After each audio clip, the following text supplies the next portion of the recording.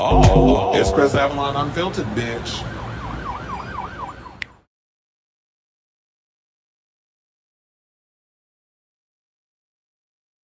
Yeah. Hey y'all, welcome back. Happy Saturday. It's your boy Chris Avalon, and welcome to a brand new episode of Chris Avalon Unfiltered, a show we basically talk about all things going on in pop culture and hot topics. So that is a show for you. Definitely stick around because we have a lot of tea to spill today, including I'm going to give my overall thoughts on the Michael movie. I saw it yesterday, so we're going to talk about it and the celebrity who was actually at my screening. So we'll talk about all of that. Plus, we got to talk about that, of course, with all the stuff coming on and people feeling indifferent about the film. You got the critics over at Rotten Tomatoes versus the actual fans of the film who all seem to be enjoying the movie. The Jackson Estate is facing SA allegations from the Casio family. There were four siblings who said that Michael touched them inappropriately. We'll get into that story. Plus, speaking of being touched inappropriately and then getting rid of the body because you ain't want nobody to find out, but your ass got found out any damn way. We got to talk about David Nasty behind bury his black ass under the goddamn jail because of all the tea that's coming about him and finding the child porn on his phone. I don't know why anybody's surprised by all of this because you don't go around seeking out 14-year-olds and not be into children. So we'll get into that. Plus, speaking of being into children, Russell Brand out here admitting on Megyn Kelly's show of all people, but then again, a lot of these incels are dumb as fuck anyway, including her big long-headed ass. He went on her show and decided to divulge that he slept with a 16-year-old girl. So we'll get into that. Plus, it looks like there was this beef. I don't know. We didn't get around to talking about it because I think it just happened in the past couple of days. Charlie XCX and John Summit are going at it, but gay Twitter decided to assert themselves in the conversation. And I got some thoughts because they decided to prep shame and all this other stuff. So we'll get into that. Plus, we got to talk about Billy Porter revealed he hasn't been invited to the Met Gala ever since he called Edna Mode, aka Anna Wintour, a bitch. We'll get into that. Plus, Lil Nas X's interview with T.S. Madison finally came out. She filmed it a while ago, but because of what he was going through, she decided to hold it, and then she dropped it in the season finale. And he talks about his sexuality in depth and a whole bunch of other things. So we'll get into that. Plus, we got to talk about All Stars 11. The cast came out. What was it, like 3 days ago on Wednesday? Of course, I was busy, so I wasn't able to come out and talk about it. We're going to talk about it. Plus, speaking of Drag Race, we got to talk about Morphine Love Dion. Apparently, people want her to come out as trans because when they saw the confessional look, Miss Thing was looking a lot more feminine than usual. So people are wondering, so is Morphine trans or not? And Morphine has responded to a lot of people's speculations on social media. So those are the topics for now. There's not a lot going on, but I feel like it's juicy enough. All that stuff is going to be enough to hold y'all until Monday. So before we get to the topics, if you could please do me a solid, hit that like button. If you're new to the channel, hit that subscribe button. And also be sure to smash the notification bell so that way you know when we go live with a brand new episode of Chris Avalon Unfiltered. And with all that being said, I'm hoping and praying that this damn thing don't start freezing because I had to go and do some sorcery up in here. I emailed StreamYard. They gave me some ideas on what I need to do. And because we've been dealing with like the camera freezing when I go over the stuff, I think maybe what the issue is sometimes I have way too many windows open. So I may have to start doing less topics, which would be good because then the less topics we do a day, the more in depth of the topics we can go into. So I don't think I'm gonna be trying to do 15, 16 topics. Sometimes we gotta learn to stretch that out. Because then I notice also when I get towards like when we finally get towards the finish line, child, I'll be drained. So I'm like, I gotta start preserving my energy too. Okay, well, when you make you stupid. I said, well, when you make that movie, let me know. I'll go to the screening. I don't think he did. Didn't he die? I don't think Mississippi ever came out. But child, we knew he loved hanging out over there on 14th Street where the prostitutes be, allegedly. But anyway, let me put this in the thing so that way we can see the viewer comments because I always be forgetting sometimes to put it in. Let me hit the banner. And without further ado, let's get right into topic number one.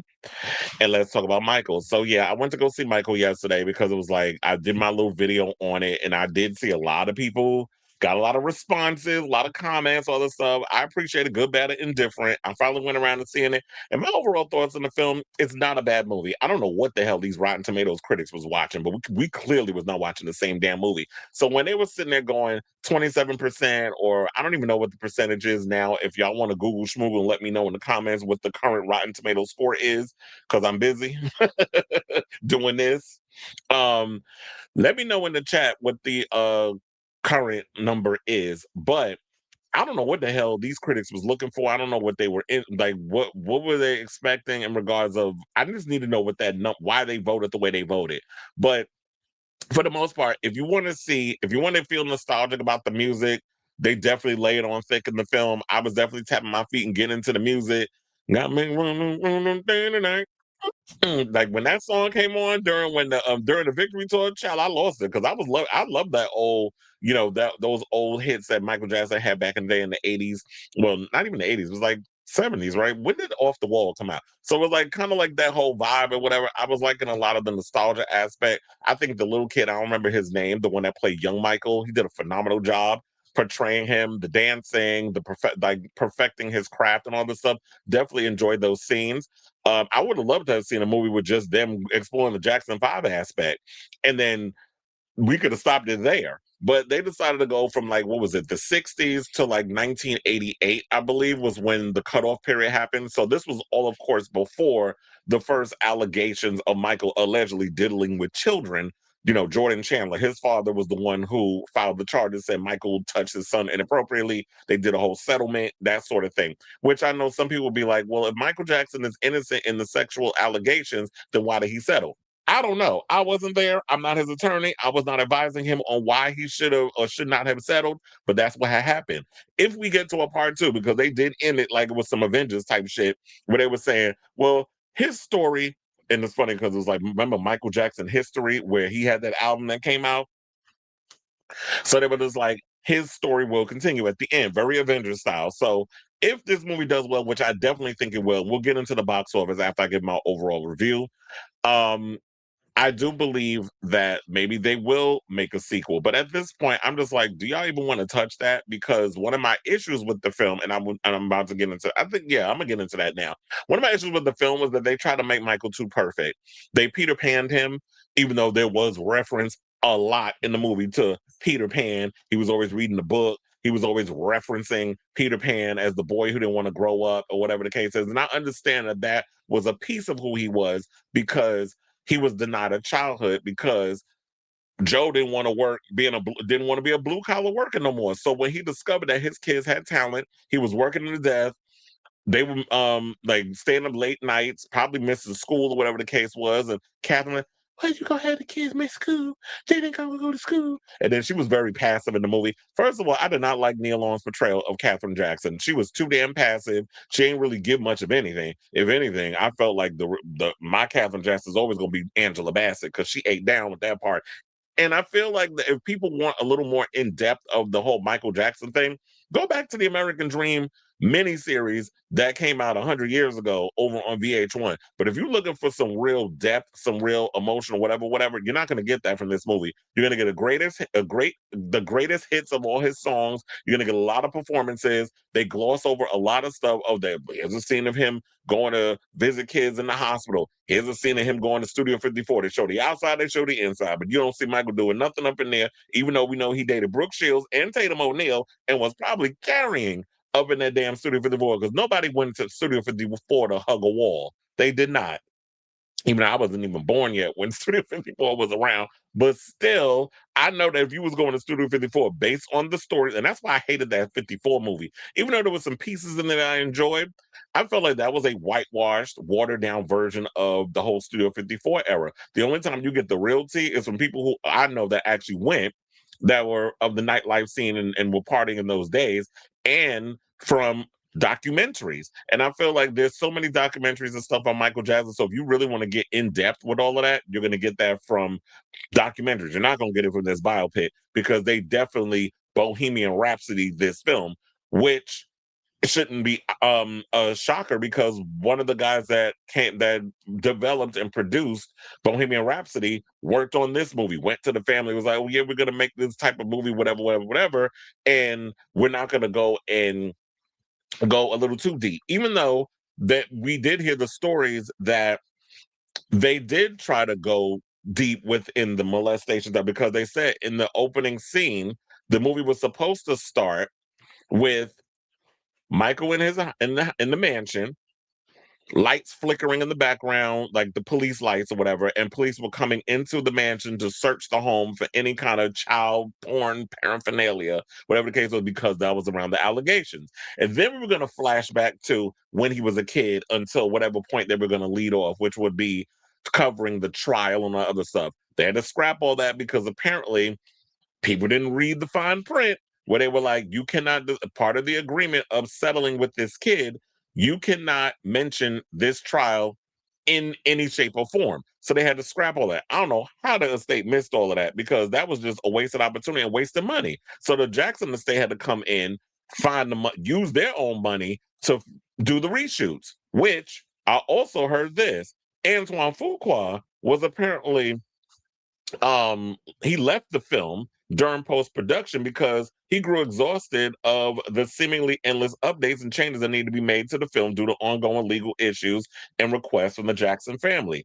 He's so basically what it was that so when you see him on the red carpet and he's promoting the stuff, that was part of the agreement. But besides all that, he could not mention that he had left the project due to creative differences. This is according to Jeff Snyder, by the way, who works, who does the hot mic. He revealed this on the hot mic the other day with John Roca, that little T, because he said he heard from somebody in the industry who told him this, and he went and revealed it on the show.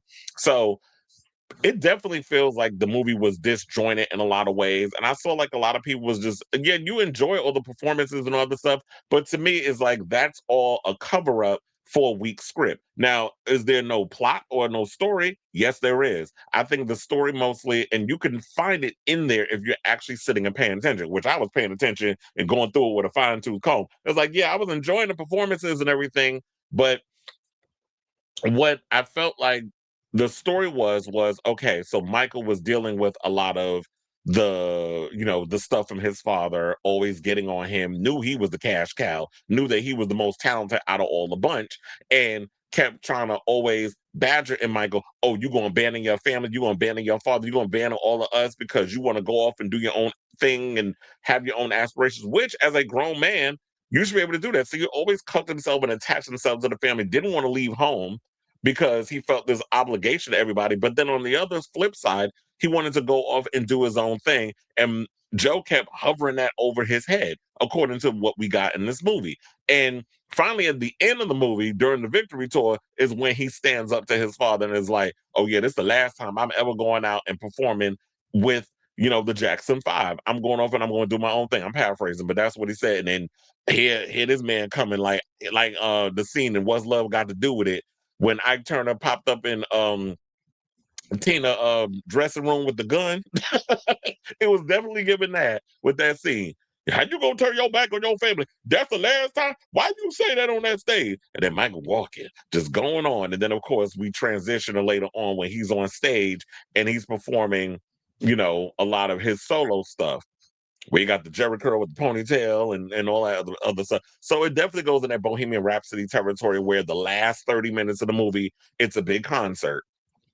And that was one of the reasons why I hated Bohemian Rhapsody, because like I told y'all, just like he went and I realized the whole time I'm talking, I ain't put up no picture.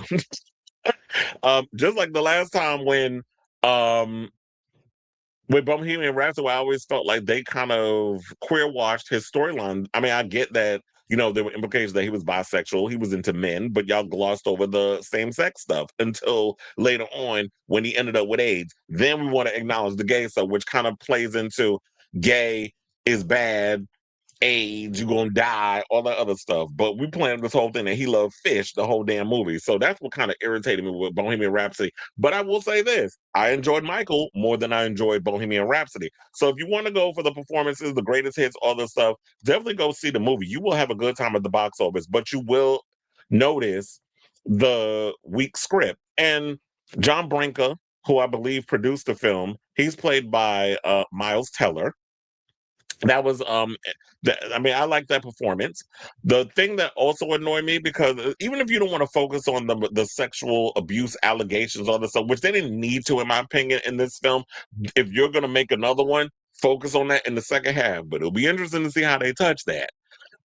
But but based on this film that I saw, I didn't feel that they touched enough on the racism he dealt with as well, especially from MTV. Because remember back in the day, David Bowie had to go in an interview at MTV and call out MTV for the lack of black support on their channels. And then and then also, why did we harbor on the fact that Sony was not necessarily, they exploited and they used Michael, and Michael has written songs where he's bashed his label, where he's bashed people that have been behind the scenes working in the background, and some of the shady stuff that they've done to him. I would have also liked to see a little shadiness from Michael, because Michael was not no damn innocent. You remember the story about how he went and bought up the Beatles catalog, and he was good friends with Paul McCartney, and Paul McCartney hated him over that fact. So there were little shady things, and trust and believe, I know, because we Virgos, we can be real shady when we need to. And he's an August Virgo, I'm September, but still, the sentiment is the same. When we do so, we can do some real shady undercutting shit when we need to, and it happened, and you won't even realize what happened. So I wanted them to kind of also play into that. Also, that little high pitched voice, Michael ain't always sound like that. There was moments where he put some bass in that voice. So I didn't like the whole idea of that. There was this real specific perpetuation of, if that ain't a word it is today, perpetuation of his persona. It felt very one note. So, and I'm not saying like, I'm just saying, like, personally, I want a little more depth, but and a little three dimension. So the kid that played Michael did a phenomenal job. I thought Jafar Jackson did a good job too. The dancing was phenomenal. Like the way he captured Michael's performance. I feel a sneeze coming. Hold on.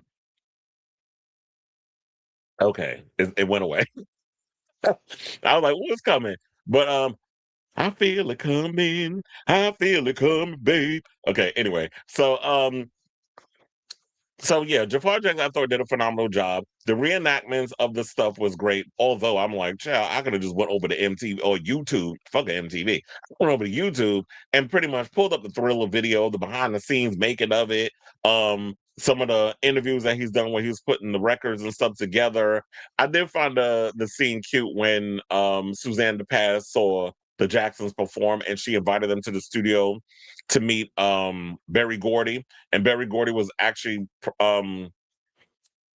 producing Michael in the studio, and he kept trying to tell Michael to stop moving because you're catching on the mic. But it's like, when you're feeling the music, and that's just like a black thing, I guess, but or just a soul thing. Whenever you're feeling the music, it's hard to kind of like just stand still and just sing into the mic. And I think it was also because his father always taught them that he got to be moving around and this, that, and the other. But it's like, yeah, there's a difference when you watching something on TV and you think you know how to produce people based off of what you're watching on TV versus someone who actually is in them rooms in the studio producing and telling the artist what to do. And I did think it was kind of interesting, which I would have loved for them to explore more of. Did Barry Gordy not like Joe Jackson? Because they played that up like, oh, you can, and he said in front of me, oh, you can, Mike, to Michael, you can ask me anything you want at any time. He was literally showing Michael how to, like, all the buttons and stuff in the studio and how to produce his vocals and all this other stuff, which I'm sure played into his situation down the road when he got older, and of course had a studio in the house. What was the Jackson estate called? Hazelhurst, Havenhurst, somebody Hurst. Child, why would you name anything with a hearse in it? That's like promoting death. Or was Havenhurst, was that from like the stories? Maybe I'm thinking all my children would like to live with them shits.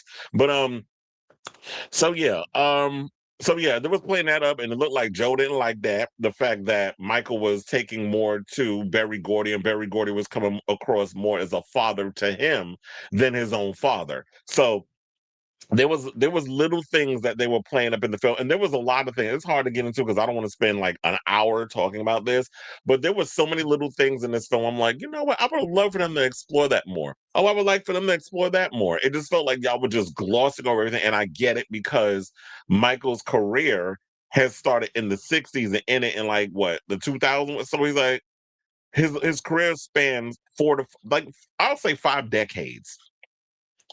How do you gather all of that and make that into a movie? This is why I said I think it's not a good idea to make a Madonna biopic. As much as I love Madonna, doing a 2 hour movie on her life, it's literally we gonna literally I'm gonna be up in here complaining about her movie. And you know I love Madonna. I'm gonna be complaining about her movie, just like I'm complaining about Michael Jackson.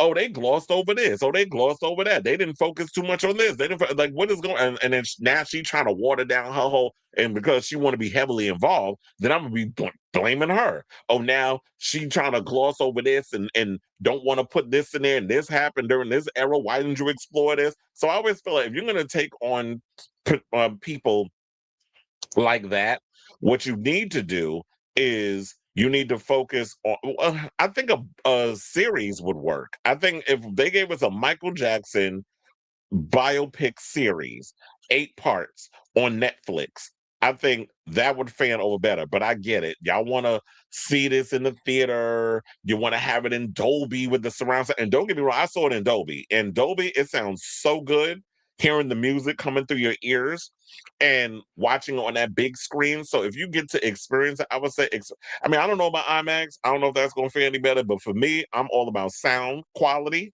And because music and everything, and music's always kind of been my background and stuff, and live entertainment, I would say like Dolby is the best place to even hear the music because you're hearing it come from all these different speakers, and I feel like it's going through you and going through my ears and just going around me. So I just love hearing that. The sound quality was just great for me when I was watching this movie. So that made me enjoy it even more.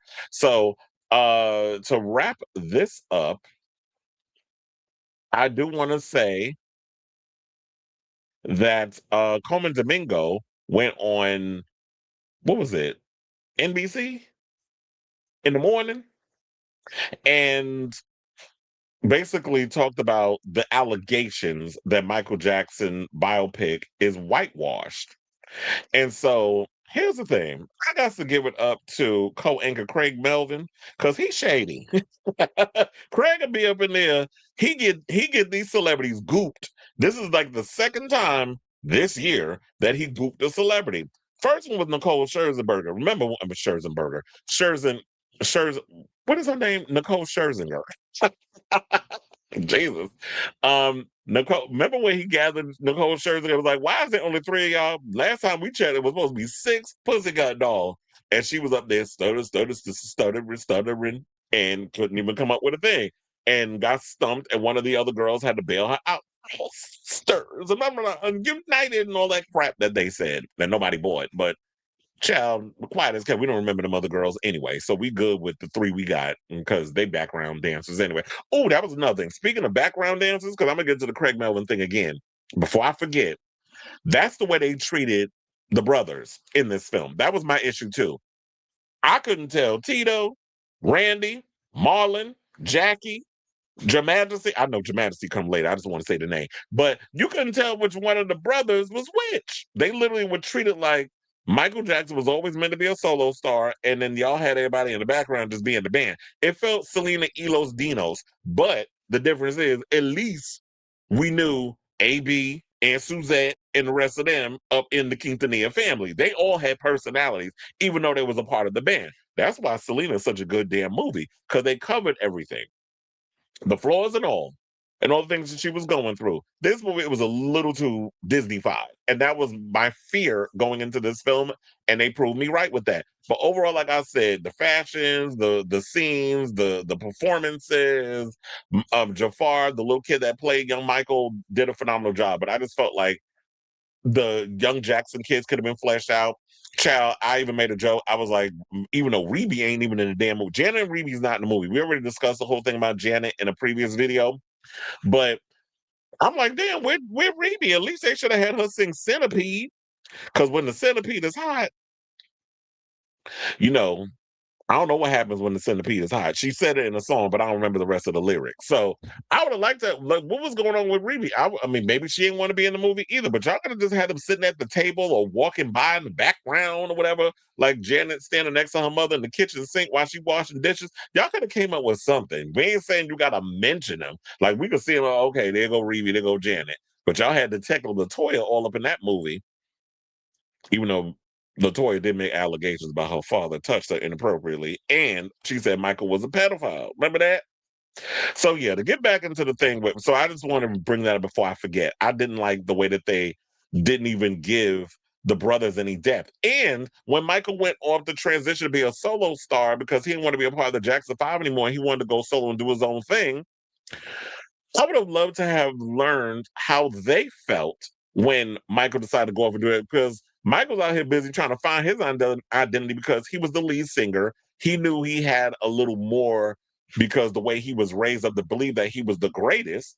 And he had to constantly remind himself and tell him that and writing notes and stuff. I do advise that people do that too. Like if you feel like people have been tearing you down and making fun of you and talking about your big nose, which he did change and said it was about his damn sinuses when it wasn't, then they gloss over the Villa Lago thing. And I even saw they posted, they try to put scenes up in there where he's in the water, in the pool, and then you see little spots on his body. So they were trying to play up the whole Villa Lago thing as to making it like why he wanted to change his skin color. But if that was the case, the whole Villa Lago trying to even out your skin with the makeup, I don't think y'all was all being entirely truthful because why all of a sudden, like all your kids is white except Blanket. He looks racially ambiguous. A lot of the Jacksons have this fixation with wanting to date outside of the race. I think the only one who got a black everything is Rebe, but all of them, except Latoya, because she ain't got no kids, but all of them was doing like real weird, crazy stuff or wanting to make sure the family had like this racially ambiguous look to them.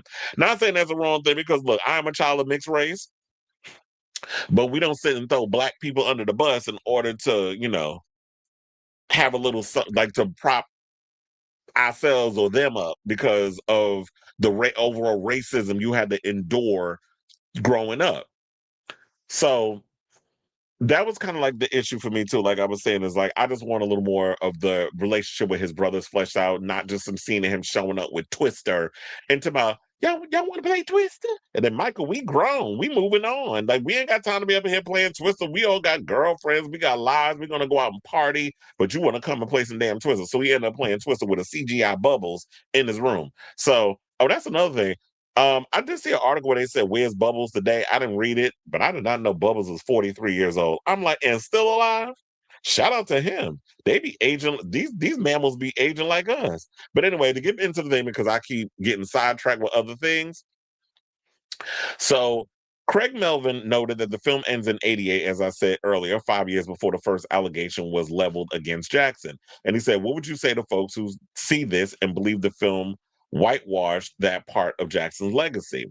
And he said that the film takes place between the 60s and 1988, so it does not go into the first allegation he said in what, 2005? So they said we center it on the makings of Michael. It's an intimate portrait of who Michael is. Well, I don't think y'all got intimate enough. And I mean meaning like who is the man behind the persona? Who is the man behind the and the moonwalking and all that other stuff? I wanted to know a little more. And I don't feel like we got enough of that. Y'all made it like he's this very shy, introverted, whatever, whatever. And yes, his personality did seem very one note and glossed over or very much Disney-fied, but there should be nuances there. There should be a little grit, depth, emotion. Humans are not just monotone or a mono or yeah, humans are not just like some one monotone type of thing. I needed a little more depth to him. Like who was this guy? Like explore the loneliness that he was dealing with. Explore the fact that yeah, he was so famous he couldn't go out nowhere, he couldn't do anything, even though they did show us seeing him buying toys or whatever and he had this relationship with his bodyguard, which I didn't know anything about. Um, and he was in the store, and the woman recognized him, and she tried to make it like the autograph was for her son, but it really was for her. And then all these people start gathering around and signing the autographs. That's like one scene, but and then the people that would literally stand outside with signs, camping outside his house, and had no life, literally was out there just like they lived there on the property and the premise just to get a glimpse of Michael Jackson. So we got the superstar status, but I would have loved to have seen more of who is the man behind the persona. And I know that in the film they say, "Oh, he wants to be mysterious. He wants to be portrayed as mysterious." And yeah, the mystery is there, but can to give us a little bit of who was the man behind the mystery? Because if you're gonna make a movie about Michael Jackson, you can't just give us the glitz and the glamour and not some just a sense of just a little bit of the warts and all.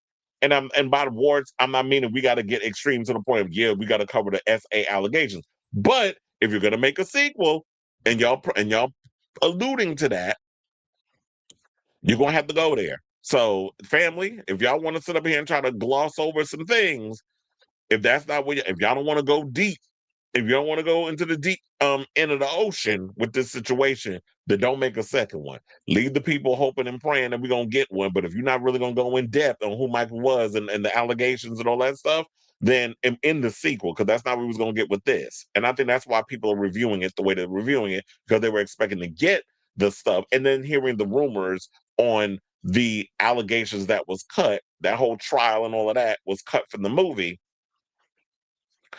Um, you want to know something? I'm starting to think. You think that that it was a possibility they knew they weren't supposed to cover that, decided to spend the money, and they were, oh my God, well, look, we weren't supposed to put this in there, and then they decided because based off it would make good to kind of put this out there in the media and be like, well, they can't cover. Well, we missed the fine print, and we weren't supposed to cover this stuff because it was part of the deal.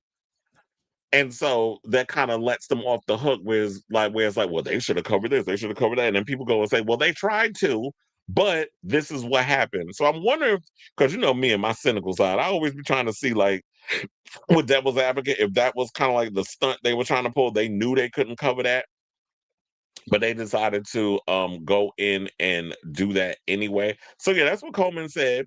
That basically they couldn't, this is about celebrating his life and his legacy and all that other stuff, and it's a love letter to him, I guess, whatever the case is. But he also went on to say, through his eyes, truly, that's what it is. That's what the film is, and there's the possibility of there being a part two that may deal with other things. This may happen afterwards. This is about the makings of Michael, how he was raised, and how he was trying to find his voice as an artist. And I think for the most part, I do feel like in so many ways we get a sense of how he was trying to find his voice. And he was trying to find his voice by not being in the shadow of the Jackson Five or being cut by his father. Because remember, at one point, Joe tried to control Janet.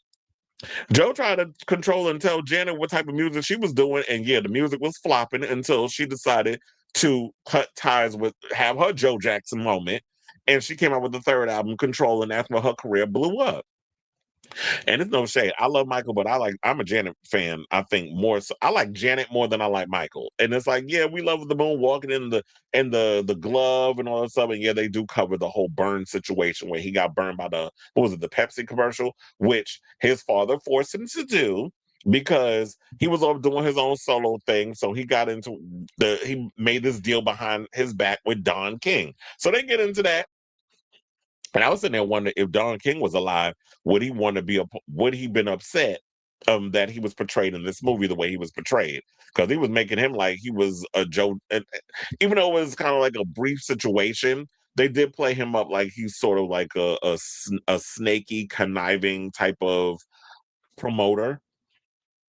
Which, if you know from the stories back in the day with Don King and Mike Tyson, there's a little truth to that. But oh yeah, so then they go into this whole thing about Dan Reed, the director of the 2019 docuseries Leaving Neverland, which detailed the two additional allegations of SA against Jackson, both made after his 2009 death, slammed Michael in 2024, saying it's an out and out attempt to completely rewrite the allegations and dismiss them out of hand and contains complete lies, he remarked at the time after reading a draft of the script. And based off of what he was saying is like this rewrite the allegations. Well, they not talking about. I wish I would have read the script where it had the allegations and stuff in there, but we don't have it. Now, Yeah, and it said even in a report published by Variety early in the month, they claim that Michael doesn't address the allegations due to a clause in the Chandler settlement that barred any depiction or mention of Jordan Chandler in any movie. Now, the question remains if they decide to touch on this again, the because Jordan Chandler is not the first or the last person to come out with an allegation. I do wonder if there are other allegations that he settled on because remember, once you open up that can of worms, you get a seal, you get a swarm of people who want to come in and they want to, get their piece of the pie. Oh, so this person came over there and legend may have lied on Michael and said he touched him inappropriate, and because you wanted to go away, you settled. Oh, now maybe we can come in and get our own thing. And now it causes this avalanche of things where you're going to constantly pay people off. At some point, you got to be able to stand up and say, okay, these are outright lies and I'm not paying you a dime. Let's take it to trial. So, oh yeah. So now after all of that, so I think I pretty much have wrapped my thing up. I feel like as I continue to talk more about the movie, meaning down the road when we do the official box office report on Monday, then I'll probably remember some more stuff and bring it up. Oh, and by the way, before I forget, so I happened after I saw the movie, I went to the bathroom as I always do because the movie started like around I went to a 12:15 screening or whatever. I heard they had like a little red carpet thing downstairs at um Lincoln Square. That was the theater I went to in the city. So I what happened to finish going to the bathroom, whatever. I go over to the sink, and who's in the bathroom? None other than Cedric the Entertainer. So he was in there with his entourage. They over there cracking jokes and doing that. I was like, damn, this comedian just be on all damn day. I'll just be up in there kikiing and joking or whatever the case is. So with just him and a group of people, they went to go see the film. I don't know if I think they might have been in the same row as me, but it might have been in lower level, but they had a bunch of people that was with them. But yeah, I was like, I look dead. I mean, he looked exactly how he looked in real life. I think he might be like maybe 2 inches shorter than me. But um, so yeah, so that was my celebrity spotting. And you see all kinds of people when you in New York, just in passing whatever. But yeah, so let's get into the box office real quick and then we can wrap this up. So, Michael told the rest of the domestic box office to beat it as Lionsgate biopic about the King of Pop easily secured the top spot on the Friday charts. So, if you want to make the box office a better place, release a Michael Jackson biopic and make a change. Lionsgate's Michael twirled up a 39.5 million Friday US, in which shaping up to be a $95 million opening in North America, maybe even an epic 100 million, which would be the second highest bow of the year behind Super Mario Galaxy movie, 131 million. Oh yeah, then I was watching some reviewer where they said, "Oh, y'all gonna sit up in here and talk about Super Mario Galaxy is a better film, and not talking about that they're playing up the nostalgia and everything when Michael and then bash Michael." But both movies are doing pretty much the same thing. Y'all playing up the nostalgia. It's a weak story, but you are giving Super Mario Galaxy more praise than Michael. Like it doesn't make sense. I wish people would be a little more honest and nuanced in their reviews instead of just saying stuff because y'all want to go viral. And I get it. A lot of the fans online are going after a lot of the critics, but that's their opinion. If you went to go see the movie and you liked it, go see the movie. So then it said overseas, Universal is reporting from 82 territories, 111.4 million, excluding Korea and Japan, adding it up, and we're at 206.4 million. So that basically means in 3 days, it made back its budget. Because remember, y'all heard the budget is $200 million. Is how they spent, and that was because of the reshoots. They had to add more. It was 150 million at first, and then with the reshoots and everything, it's a little over 200 million. So it made back its budget. Now it just needs, I think, it needs to at least do say close to 700 million in order to make even. Do I think it's going to be $1 billion film? Now, Lord, I sound like John Campia because he get on my damn nerves every time he bring up billion. Is it going to make $1 billion? I'm like, damn, does everything got to make a fucking billion? But if you're spending that kind of money, if you're spending $200 million on a film, then it's like, okay, now we need to exploit it. But everything ain't got to be in a $1 billion territory. But to answer the question, because now I sound like a damn hypocrite. Do I think that Michael has the potential to become a $1 billion film? No, I do not. I think after people see this film, there's some people, the fans, the hardcore fans will sit and go repeated viewings just because they like the what do you call it? Like the surface aspect of it, meaning the performances and the dancing and the music and just feeling that nostalgia-ness of it. I think that's what people will enjoy. But when you start to peel back the onion and you start looking for, okay, what's the story? Was this? Was that? Y'all gonna find that boring. And I guarantee you, a lot of these people that talk about this movie is so great, y'all gonna be fast forwarding through all that shit regarding Michael getting beat by Joe, which he does in the beginning of the film. And then there's references to the beatations and stuff going on throughout the movie and all the stories. So y'all gonna be fast forwarding through just to get to the musical numbers. I know that's what's gonna happen with most people. So, I mean, unless you are one of those that's like, yeah, you like every aspect of it. But I think for the most average person, that like upon repeat viewings, they're gonna go back to just watching the video stuff or just the performances because it was good seeing Jafar Jackson playing that up. So now, I said, where was I? Now they said the first day previews of Michael stateside as well as opening weekend are the best Lionsgate has had since 2015's The Hunger Games Mockingjay Part 2 with 45.5 million and far and away the best post-COVID opening day and weekend the Santa Monica, California studio has seen. Funny enough, we got another Hunger Games movie coming out this year, a prequel with Hamish as the lead. So it'll be interesting to see how that movie does when it comes out. It looks good, by the way. So now they said Michael has easily won the dance off between musical biopic openings, well ahead of Straight Outta Compton with 60.2 million. Sidebar: since we talking about Straight Outta Compton, do y'all know we getting a Snoop Dogg biopic? I'm looking forward to seeing that. And that better not. And the way Snoop Dogg is, because everybody loves Snoop at this point. Even my mother loves Snoop, and she's not a big hip hop head, or just she's not really, or she as she calls it that rap crap. But I get it. She is of a certain demographic. My mother was born in the '50s, so um they're not gonna understand hip hop. They're gonna think it's like, oh, that rebel rousing music. But she loves Snoop. And it's like even your average person loves Snoop. So when they do that Snoop Dogg biopic, y'all better not water down the stuff he did. Cause child, if we go back into the archives and we bring up some of the stuff Snoop did back in the day, and y'all go and try to gloss over that like he was some angel, oh no, the fans are not gonna want to have that. So they gotta go in with the warts and all with him.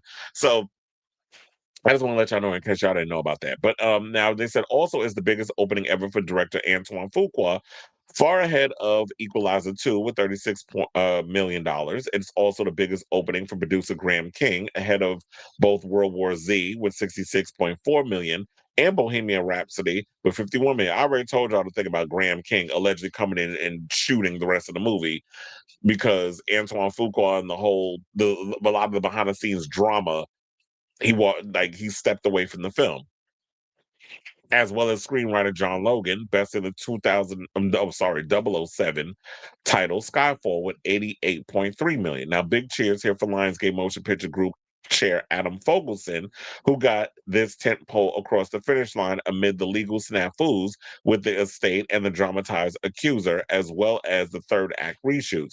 Quite the needle to thread, with the sweat paying off with a blockbuster here and the potential for a second film. History has shown that these movies that have the most challenging behind the scenes, i.e., The Godfather, Chinatown, Titanic, to give examples, turn out to be the titles which are for the ages. Though Michael first arrived at the studio during the Joe Drake administration, Joe Drake? Who's Joe Drake? They said first arrived in the studio during the Joe Drake administration. Oh, they must have been somebody that worked behind the scenes. They said many studios have had passed as they feared the controversy of a Jackson biopic. Lionsgate had the guts to greenlight. It was a scenario similar to Hunger Games, which Lionsgate had the cojones to make, as rivals were concerned about an IP in which kids fiercely battled with one another. So have y'all never heard of Battle Royale? That was a huge hit, which some people, Quentin Tarantino, accused that movie of being a ripoff of Battle Royale. And it said guts are paying off. Lionsgate in its testament to the culture and the studio's leadership have created, saying the record-breaking performance is a testament to the incredible filmmaking team of producer Graham King and Antoine Fuqua, an amazing cast led by Jafar Jackson's singular performance, our world-class partners at Universal, the cooperation and support of the Michael Jackson estate, and our tireless and exceptionally talented Lionsgate team. This is what Fogelman said in a statement. Above all, it reflects the tremendous outpouring of love and affection from moviegoers around the world, underscoring the strength and vitality of the theatrical box office. If you give audiences what they want, they will come. Well, they said if you build it, they will come. What movie was that from? Field of Dreams. So far overseas, Michael is number 4 in 64 countries, setting all-time opening weekend records for a musical biopic in 63 of those. Top performing countries are UK with 13.8 million on Sunday, France estimated cum of 10.3 million by Sunday, Mexico with 9.3 million by Sunday, Italy estimated 8.1 million by Sunday, and Germany 6.9 million by Sunday. The pick rolls out in the hot Jackson territory of Japan via Kino and Lionsgate in June. So damn, they getting late. Now, Cinema Square after Friday night polling for Michael remains A minus, but on Screen Engine slash ComScore's post track, definite recommend has risen from 84% and a 90% positive. Wow, kids, they said, wow, kids under 12 graduated. Sorry, damn, I can't even read today. Kids under 12 graded the movie 88% positive and a 62% must see right away. Well, I do agree with that. It should be seen right away, and I definitely think that yeah, it's a good film. I hate when people say like it's a horrible movie. It should get like 28% or whatever. It's not. It's but like if you're gonna, you will have a good time at the movies. It's enjoyable. It flies by. It doesn't feel long. The performances and everything was good, especially like I said with the two Michaels and Coleman Domingo as Joe Jackson. I felt like he was good. I do think Nia Long's character was underwritten, and the rest of the siblings they were just like background fodder. That's basically what they were. So now black moviegoers, because we should get into that. Oh, they said IMAX and premium large format screens are driving a massive 48% of the US weekend ticket sales. And they said 60% from IMAX alone, 32% from PLFs. And I said this, go see this I haven't seen it in IMAX. I saw it in Dolby yesterday. Go see it in Dolby with the surround sound, the big screen and everything. It looks good seeing it on a large screen with great audio. So go see it in that. I didn't want to see if I'm going to see a Michael movie, I didn't want to see it in just some regular little theater that seats 200 people and it's got a small ass screen and the screen looked a little janky. I didn't want to see that. I wanted to see it on the best possible screen.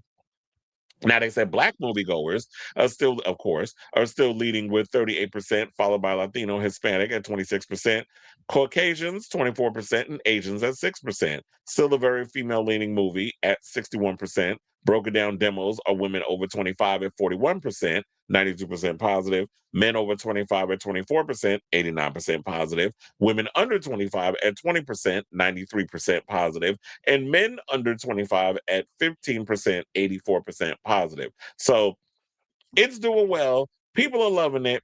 Now they said the entire U.S. Canada box office is clicking past 2.6 billion, a 17% jolt over the January 1st, April 26th period. But I was saying like there's a lot of really good movies coming out this year, so I definitely see that the U.S. I mean that the box office this year is going to be great.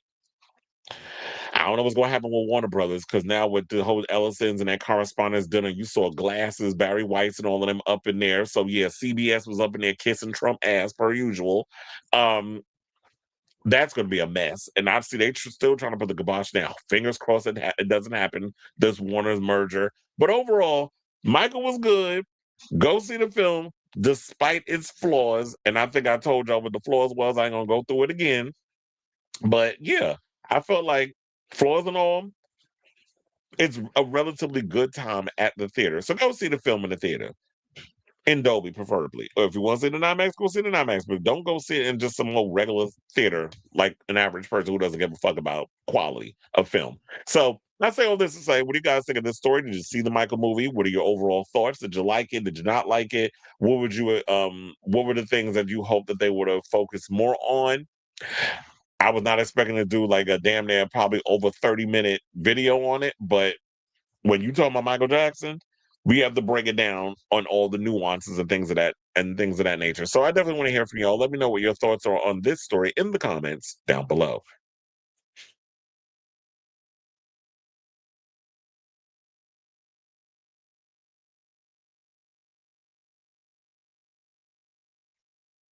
I heard the Michael movie was booty. I mean, Jafar Jackson had a big old booty in that movie. I was like, I didn't know he had all that ass behind him. It's like, I don't listen to critics because they always up there behind being nitpicky. They don't even make films, so they shouldn't be talking. More people need to stop being yeah. And here's the thing: the difference between me and them. I went to film school. I understand how difficult it is to put a movie together. It is not easy trying to come up with a story and trying to film things and stitch it together and make a good project out of it. There have been things that I've recorded even from my classes where did a phenomenal job on putting it together. Like there's a documentary. Child, let me tell you, this is how much I love Madonna. I went in one of my projects for school. Well, I did an EPK for a friend of mine, DJ Tennessee. It's probably on YouTube somewhere. Also, I did a video call, and I don't know if it might be on YouTube. I have to look it up. I've been thinking about this the other day because it crossed my mind. Called Confessions of a Madonna Fan. This was during the Confessions era. So yeah, damn, I've been out of college that damn long. Jesus. Um, And so I did a video on one of my friends who was like a big Madonna fan. And I did the video Confessions of a Madonna fan. I to this day I still am mad at myself because I made this mistake. You remember the line, what was it? Poor is the man whose pleasures depend on the permissions of another. And I put the wrong title of where that phrase came from at the bottom, and it still bothers me to this day that I made that mistake. So there's little things that when you do things, and then I remember I did this other project about a gay man who ran a church, and I didn't like how the project came out because I felt like at the end of the day, when I was putting it together, I didn't get enough stuff from the church. So that video didn't come out well. So yeah, you have these things where it's like it's not easy putting a film together. So I understand when I'm talking about film and all this other stuff. I don't want to be too overly harsh with some of the stuff. But if your movie is straight up ass, oh no, I'm going in and letting have. So I would try to find the silver lining in something, even if it sucks. But no, this movie is not a bad movie. It was just some a lot of the performances it is used to cover up a weak script. But like I said, go see it anyway for yourself. Um, at least they covered the Pepsi fire where it alluded here is where the drug. Yeah, that's another thing too, because they did say that was another thing I forgot to mention too. So I was like, yeah, that's because I was thinking, I was like, so is this where the drug addiction started? Because I remember at one point they were trying to tell him to take all these painkillers and stuff. And he was like, no, I don't want to take no painkillers. They said, you're going to be in a lot of pain because it literally burnt his scalp to the point where you could see like his brain or whatever. And they had to do all kinds of stuff to repair that area. And then he was talking about the wigs and what he had to do. Also, the nose jobs. We saw the plastic surgery happening and things. He told his father it was for his sinuses. Child, you was doing it because, the whole big nose thing that comes with black folks. Even the doctor told him, he was like, you have a great nose. Why do you want to mess it up or whatever? He wanted to be perfect. And he says that as a lie, he said, okay, you're the boss. So starts making the drawings on his nose, and then he comes home with the bandage on his face, trying to sneak in and heads to his room, and then Joe calls him and he's like, you know, then he's like that deer in the headlights, had to turn around and walk over to Joseph, which I always found funny that they called their father by his name. I'm like, is that Jehovah's Witness thing? I always got to find a way to throw Rebe Jackson in the conversation. Hey, you said Latoya messy tease. Yeah, I think Janet doesn't get her flowers as often. I think she paved the way for pop stars incorporating choreography. Her and Madonna are the queen of pop for me. Agreed. I mean, definitely Janet has a lot of influence in what she was doing music wise because a lot of the girls take from her. So I'm not going to dismiss Janet in a lot of ways. I just always want to have a certain point Janet to evolve. Michael's creepy. It's that title for me.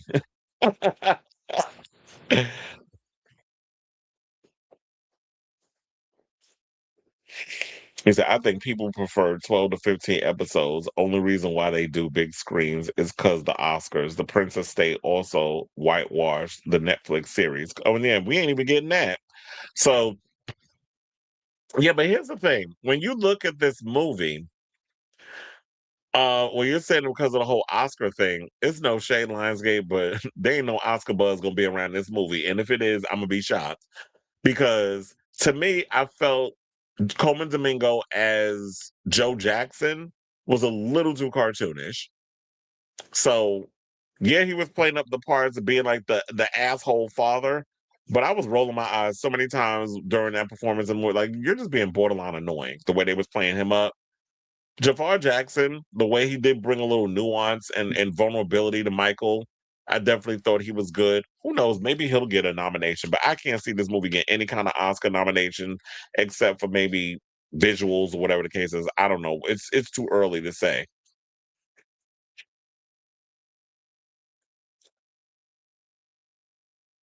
Oh, you talking about that? What the hell is that boy name?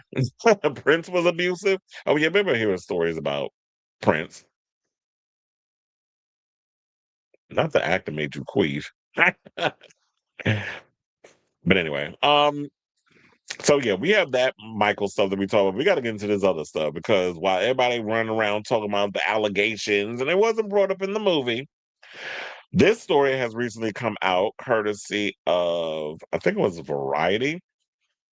So yeah, so of course, with all of this going on with Michael, the abuse allegations have resurfaced, and so now, even though they didn't talk about it in the movie. Who knows? Maybe they'll talk about, it, like I said, in part two if we get that one. And I do feel like that's what they should have did. Maybe y'all should have called it Michael Part One or Michael Part Two, kind of like Doom, where they doing that. They maybe y'all should have did that because it was kind of misleading with the movie where it's y'all say Michael and that's it and it's like, so we not like people didn't even know where it was going to end. How it ends is just abrupt. It feels a little anticlimactic.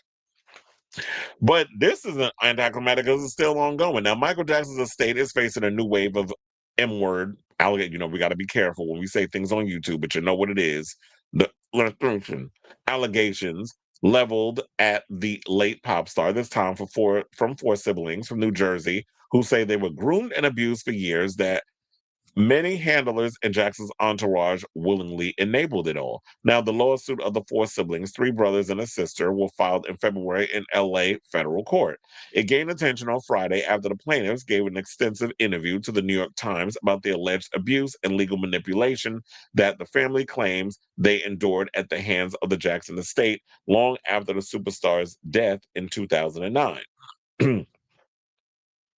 Oh, I need more details on that. When they was about that and during the head, because I was sitting there saying, because at first I was going to say, why are we still talking about this? The man is dead. He's not here to defend himself. So what are you planning on gaining from this? But since you elaborated and said at the end that you said that they endured legal manipulation and abuse at the hands of the estate long after his death in 2009, then that might be grounds for a lawsuit.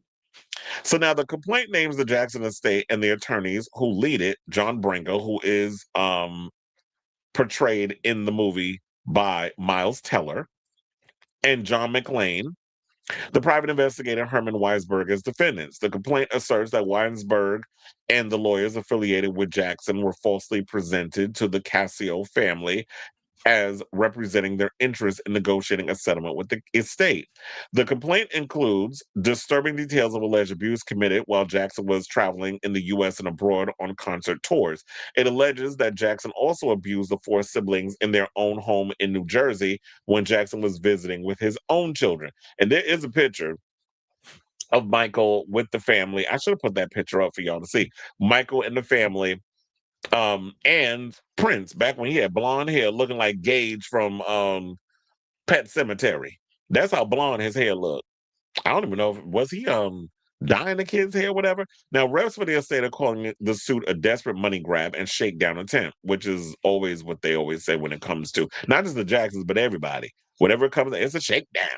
It's a money grab. Who was it that said? Oh, didn't they say that with Diddy too? And look where the diddler is. But you can't dig up Michael and put him in prison if he's guilty of all of this. Now, Michael Jackson was a serial child predator, their words, not mine, over the course of more than a decade. Drugged, R-worded, and SA'd each of the plaintiffs, beginning with some of them were as young as 7 or 8. Jackson's attacks on these siblings went on for extended periods, including in locations around the world, and when Jackson and his children were guests in plaintiff's family home. This is according to the complaint. Jackson groomed and brainwashed each plaintiff without the knowledge of the others or their parents throughout their childhood years. The plaintiffs, who are now adults, are Edward Joseph Casio, Dominic Savini Casio, Marie Nicole Port, and Aldo Casio. The complaint states the children or the family came into contact with the superstar through their father, who was described as having worked at a luxury hotel where Jackson frequently stayed. The siblings maintain the abuse started when they were as young as 7 and continued throughout their teenage years. The complaint asserts that the Casio's parents were unaware of the abuse and were also subject to emotional manipulation in order to maintain Jackson's access to the siblings. Now, the Casio family has come forward with its story on the day of the opening of Lionsgate Jackson biopic Michael, which is expected to perform well at the box office this weekend. So, yeah, we talked about that already. We don't need to elaborate on that again. They said the lawsuit is a desperate money grab, and additional members of the Casio family. The family staunchly defended Michael Jackson for more than 25 years, attesting to his innocence of inappropriate conduct. The new court filing is a transparent forum shopping tactic in their scheme to obtain hundreds of millions of dollars from Michael's estate and companies. This is what Marty Singer, the attorney, said, who represents the estate. The Casios spent decades defending and affirming Michael's innocence. Notably, these shakedown attempts come more than 15 years after Michael's death, thus carrying no risk of being sued for defamation. Sadly, in death, just as in life, Michael's talents and success continue to make him a target. Well, if they were staunchly defending him, didn't Wade Robson do the same thing? And then all of a sudden, Wade Robson coming out here along with James Safechuck, these allegations that did a whole documentary on it. I don't even think that documentary is even available to watch on HBO, because wasn't that where it was before? I don't even think you could watch it if you wanted to pop it on right away. So then they said the Casio lawsuit paints a lurid picture of Jackson giving the siblings drugs and alcohol and exposing them to child pornography, all to help facilitate the abuse and manipulation. Saying Jackson insinuated himself into the lives of plaintiffs and their parents with obsessive attention, lavish gifts, access to his celebrity lifestyle, and declarations that he loved and needed each of them. After the abuse started, he isolated them emotionally and sometimes physically from responsible adults and from each other. He plied them with drugs and alcohol, showed them, the P word, as an pornography, including pictures of unclothed children to normalize the abuse and desensitize them. He made them fear and distrust others by convincing them that not only his life, but also the lives of their family members would be destroyed if anyone found out what he was doing to them. He was also depicted as conniving and quick to use his wealth and fame to overwhelm the family. And then he said he insinuated himself into the plaintiff's family life. He spent holidays and special occasions, including Thanksgiving, Christmas, and his own birthday, with plaintiffs and their family, often during lengthy stays at their New Jersey home with his own children. Jackson gained plaintiff's sympathy by complaining about his own childhood and telling them repeatedly that he lacked a bond with his own family and that they were his true family. Jackson secured plaintiff's loyalty and acceptance of the abuse with rewards, including unique access to his celebrity lifestyle and increasingly extravagant presence. These included suitcases full of video games and electronics, private shopping trips to toy stores, exclusive visits to theme parks, introductions to other celebrities, and interstate and international travel. The travel included extended concert tours during which Jackson's organization assured Jackson the privacy he needed for his sexual assaults. Oh, there's a lot more, child. So they also went on to say the complaint offers disturbing specific details about the abuse claims, including incidents at the homes of Jackson's famous friends, Elizabeth Taylor and Elton John, as well as Jackson's Santa Barbara area compound known as Neverland Ranch, saying he made two young boys under his care watch him abuse Marie Nicole and told her the abuse he inflicted on her was normal thing between a man and a woman. The complaint states Jackson used child-friendly language to appeal to plaintiffs to conceal the assaults and drug and alcohol use from others. Can I have a meeting? Yogi T, Neverland, and go to Disneyland were his code words for encouraging the children to engage in extreme sex acts with him. Those acts were as bad as, if not worse than, anything that could be described or imagined. He called wine, oh yeah, I remember hearing about this. He called wine Jesus juice and hard liquor Disney juice. He associated alcohol with playing, including by encouraging plaintiffs to drink with him while they were in the basement of his Neverland Ranch game room, which he called the wine cellar. The suit takes square aim at those in Jackson's inner circle, accusing them of failing to act despite of signs of abuse and wholly inappropriate behavior. Now, Jackson's organization members constantly encountered evidence of Jackson's sexual activities with plaintiffs. They're saying they saw Jackson bring victims, including plaintiffs, to spend nights at his private bedrooms. They did the children's bedding and laundry. They brought adult cinematography and photographs of unclothed children to Jackson. They procured drugs and alcohol that they knew Jackson was going to give the plaintiffs to make them comply to his demands. They saw plaintiffs and other children inebriated in alcohol-induced stupors. They regularly witnessed Jackson's inappropriate displays of affection at plaintiffs, including Jackson fondling his victims in public spaces at Neverland Ranch and elsewhere. They showed Jackson orders not to disturb him when he was alone with plaintiffs, knowing that he was violating them sexually. They instilled security cameras at Neverland designed to prevent outsiders from discovering Jackson's crimes. And this is all alleged. The family became legally entangled with the Jackson estate in 2019 after the HBO docuseries Leaving Neverland was released on HBO. I think this is the one I was talking about is no longer available on there. The series explored unrelated SA claims by two men who were minors when they first encountered Jackson. And in 2019, they said that the estate proactively sought to reach a settlement with the Casio family. In the court of negotiating the agreement, the complaint alleges that lawyers Howard Weitzman, who died in 2021, and Brian Freeman misled the family into believing they were representing their interests when in fact they were working for the Jackson estate. The same claim is made about private investigator Weisberg, who was a key conduit for the 2019 agreement. Freeman, who was not named as a plaintiff, did not immediately respond to a request for comment. Now, although the Casio siblings and parents had previously publicly defended Jackson against the molestation allegations that followed the star in the last 15 years of his life, the family informed Wiseman and Freeman in 2019 of the abuse inflicted on the siblings. The estate initially offered $100,000 for each of the four siblings. Well, damn, that's it. Well, they said the final settlement called for each of the four to receive 690,000 a year for 5 years. In a statement, the estate put the figure at 2.8 million for each sibling. In 2024, the complaint states the Casio family was contacted by Weisberg with the message that Bronco was willing to increase the estate's compensation and make further arrangements to ensure plaintiffs' continued silence, per the complaint.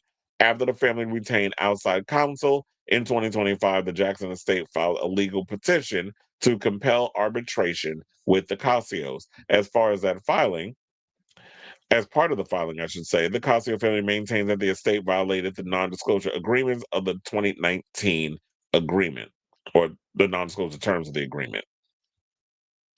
So they literally have a full statement from the Jackson estate attorney, Marty Singer and Lavely and Singer, basically saying it's a money grab, blah, blah, blah, so on and so forth. So we don't need to go through all of that.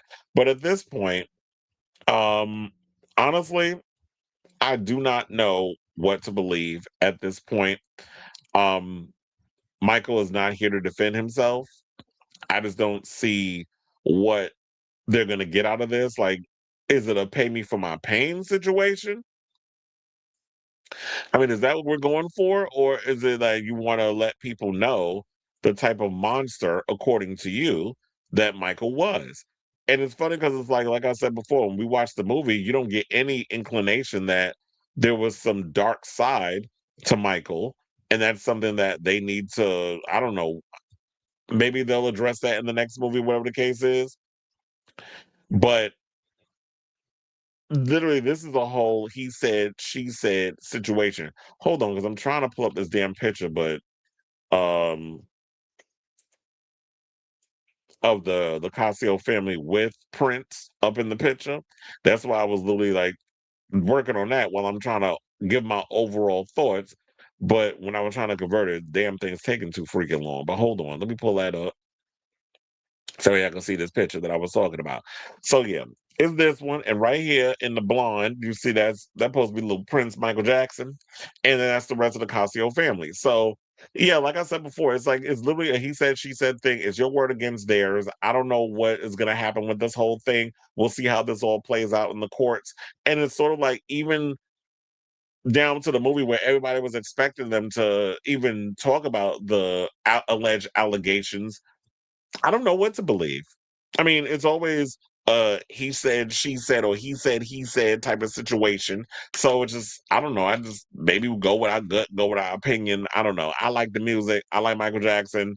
I'm not, but if he did do these things and he's a despicable monster, but at the end of the day, like I said before, he's not here to defend himself. The man is no longer in the union. He's been dead since 2019. So almost 20 years he's been dead. So yeah, almost 20, almost had a brain fart. It's like 2019, 2029. So yeah, almost 20 years. He's almost been dead. So what are you gonna do? We'll just have to see how this all plays out. And in the meantime, I definitely want to hear from y'all. What do you guys think of this story regarding these allegations stemming from the Casio family against Michael Jackson? And now it's even heating up more because of him, the big Michael movie coming out the box office. And the family is going to make big bank off of this film. So whatever your thoughts are, let me know what your thoughts are in the comments down below.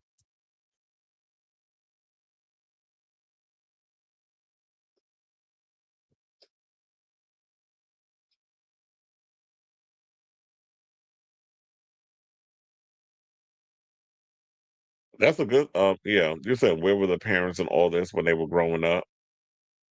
Yeah, that's what I was wondering. It's like, a lot of times parents just be because of who the big celebrity is. Oh, we trust them. We just throw the kids off to whoever the celebrity is and go at it. It's like I don't give a damn if you was Jesus Christ. I'm not leaving them alone with you. My kids alone. Like God forbid anything happen. Dear Lord. So ironically, nobody believes the Casio family because they sold fake Michael Jackson tracks. And once they got removed from the Michael album, they changed their minds because they weren't making. Yeah, that's what I'm sure it is a money grab.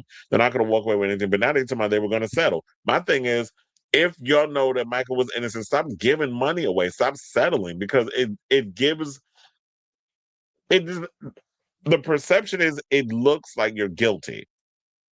I'm like, well, we just gonna have to go to court. I'm just gonna have to spend all this money on a trial. But these motherfuckers is lying. If you lying on me and talk about I sexually abused you, oh no, we going to court. I'm not playing with you.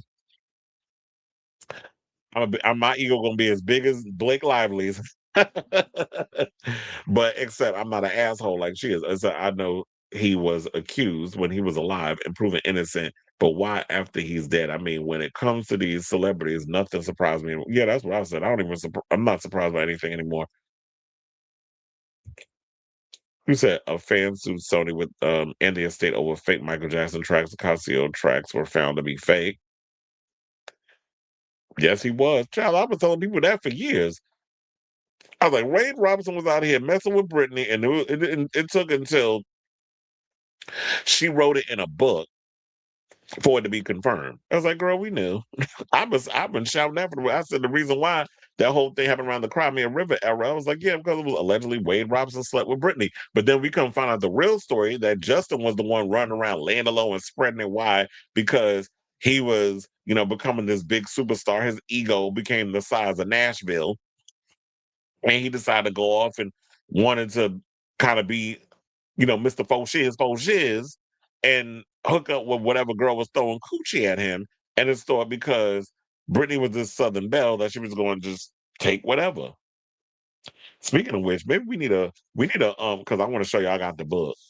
We need a biopic on Brandy's phases, a memoir. That's what we need. We need a biopic on that. Brandy can play herself. I just find it odd. It's the siblings or the oldest of the oldest sibling. What does Eddie think of all this? No, Janet's not in the movie. All you see is Latoya.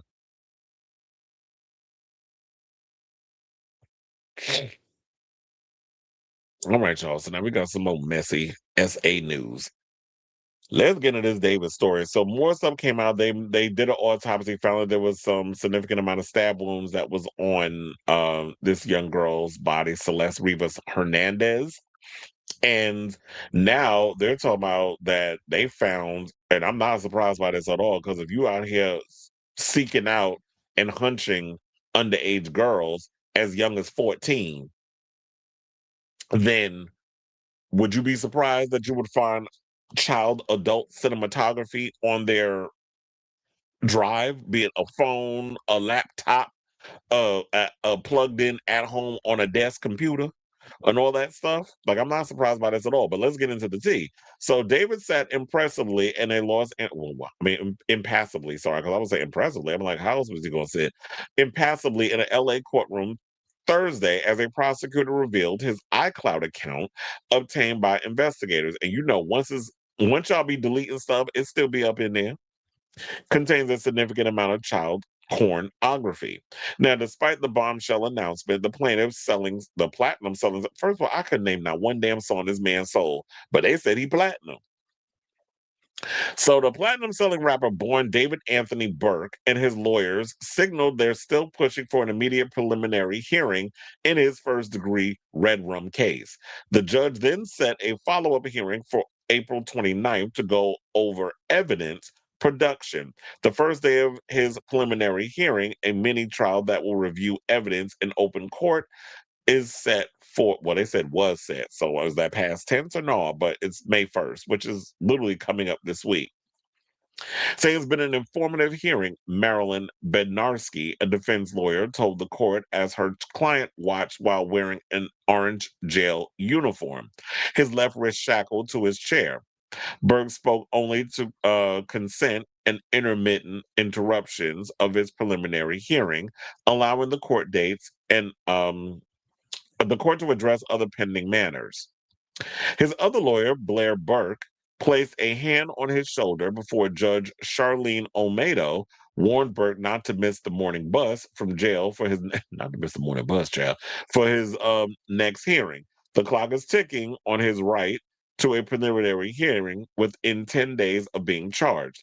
Burke was arrested last week and charged Monday with unaliving Celeste Rivas Hernandez, the 14-year-old California girl found dismembered and badly decomposed in the front trunk of his towed Tesla last September. On Thursday, Deputy District Attorney Beth Silverman revealed that investigators got a wiretap as part of the probe, and there were 3 grand juries convened to investigate, not to indict, but to investigate the case.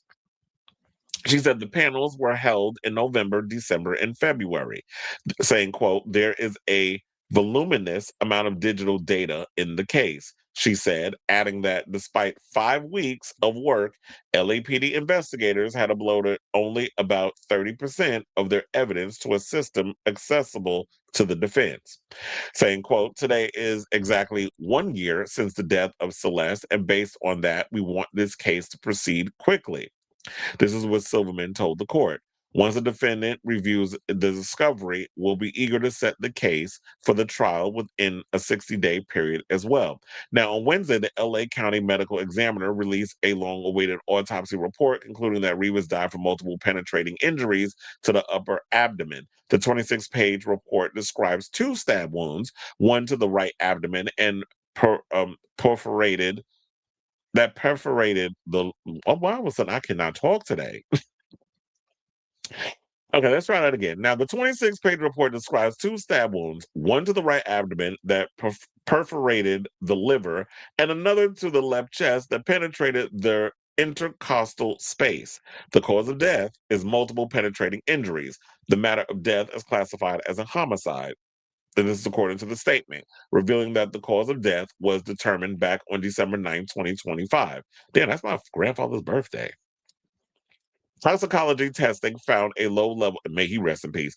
Toxicology testing found a low level of ethanol that did not appear to contribute to Revis's death and presumptive positives for benzodiazepines, methamphetamine, and MDMA, which will require further confirmation. The report was released after law enforcement obtained a prior court order blocking his disclosure, a move that medical examiners' offices opposed, saying it hindered transparency. Now, after several months, I'm grateful this information can now be released. This is according to the chief medical examiner, Dr. Ode Ukpo. This is what they said in the statement. Now, they said it's unfathomable Reva's parents have had to wait this long to learn what happened to their daughter.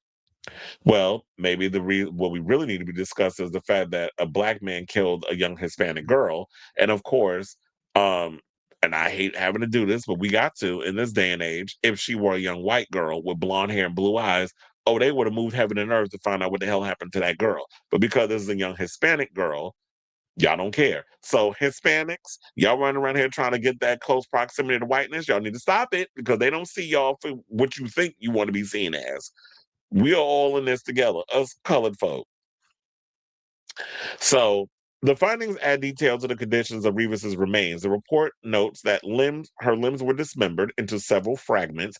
Her head was partially skeletonized with a missing eye, and soft tissue showed signs of liquefaction. She could not be fingerprinted due to waterlogged fingers. Now, Revis's body was discovered 7 months ago in two black bags hidden in the front trunk of the Tesla after it was towed from an upscale section of the Hollywood Hills. Authorities said little about the investigation during the time.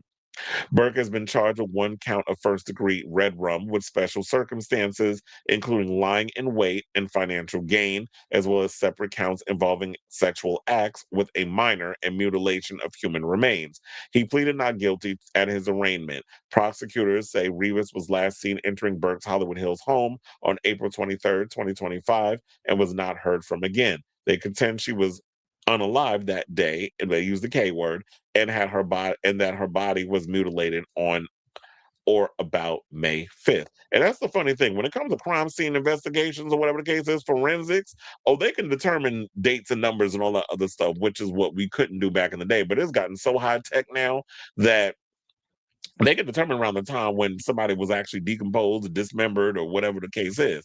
So the autopsy report also outlines evidence collection, noting that investigators swabbed the handles and zippers of the bags holding her remains and recovered small blue plastic pieces at the cut sites on her arms and legs. Now, Burke's lawyer said in a statement that their client did not red rum Celeste Rivas Hernandez, and he was not the cause of. Okay, child, you guilty. He did it allegedly. I'm gonna say alleged because he looked weird. And my thing on top of that is the fact that how you say he didn't kill her when in fact they found all his child sexual stuff in his iCloud. So explain that.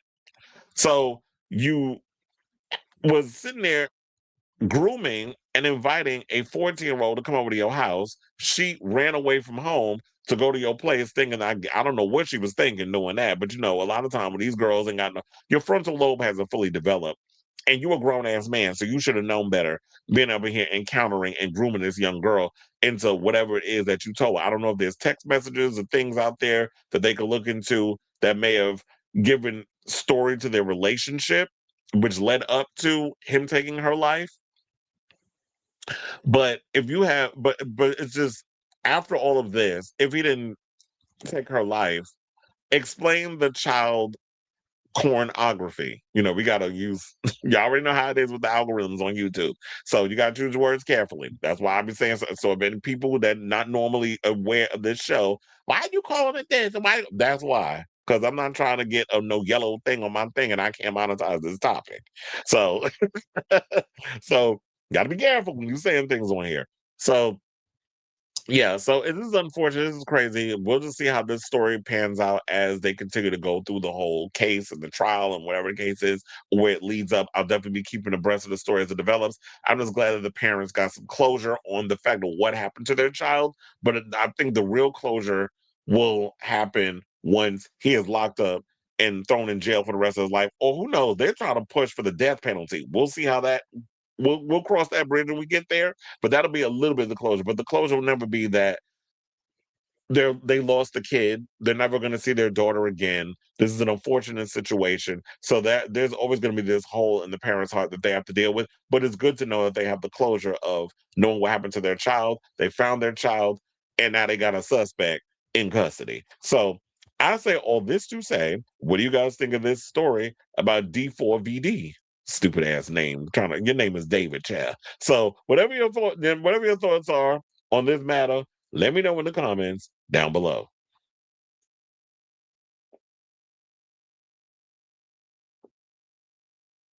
I was in a Discord server right when this story broke in September with ex David Stans, and a lot of us came to the conclusion he premeditated her murder years before she was killed.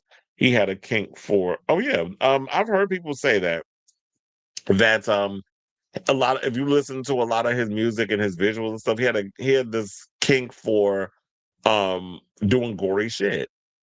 And he probably lured this girl to live this whole fantasy and reenact his kink that he had on this innocent kid who was unaware of what was going to happen to her.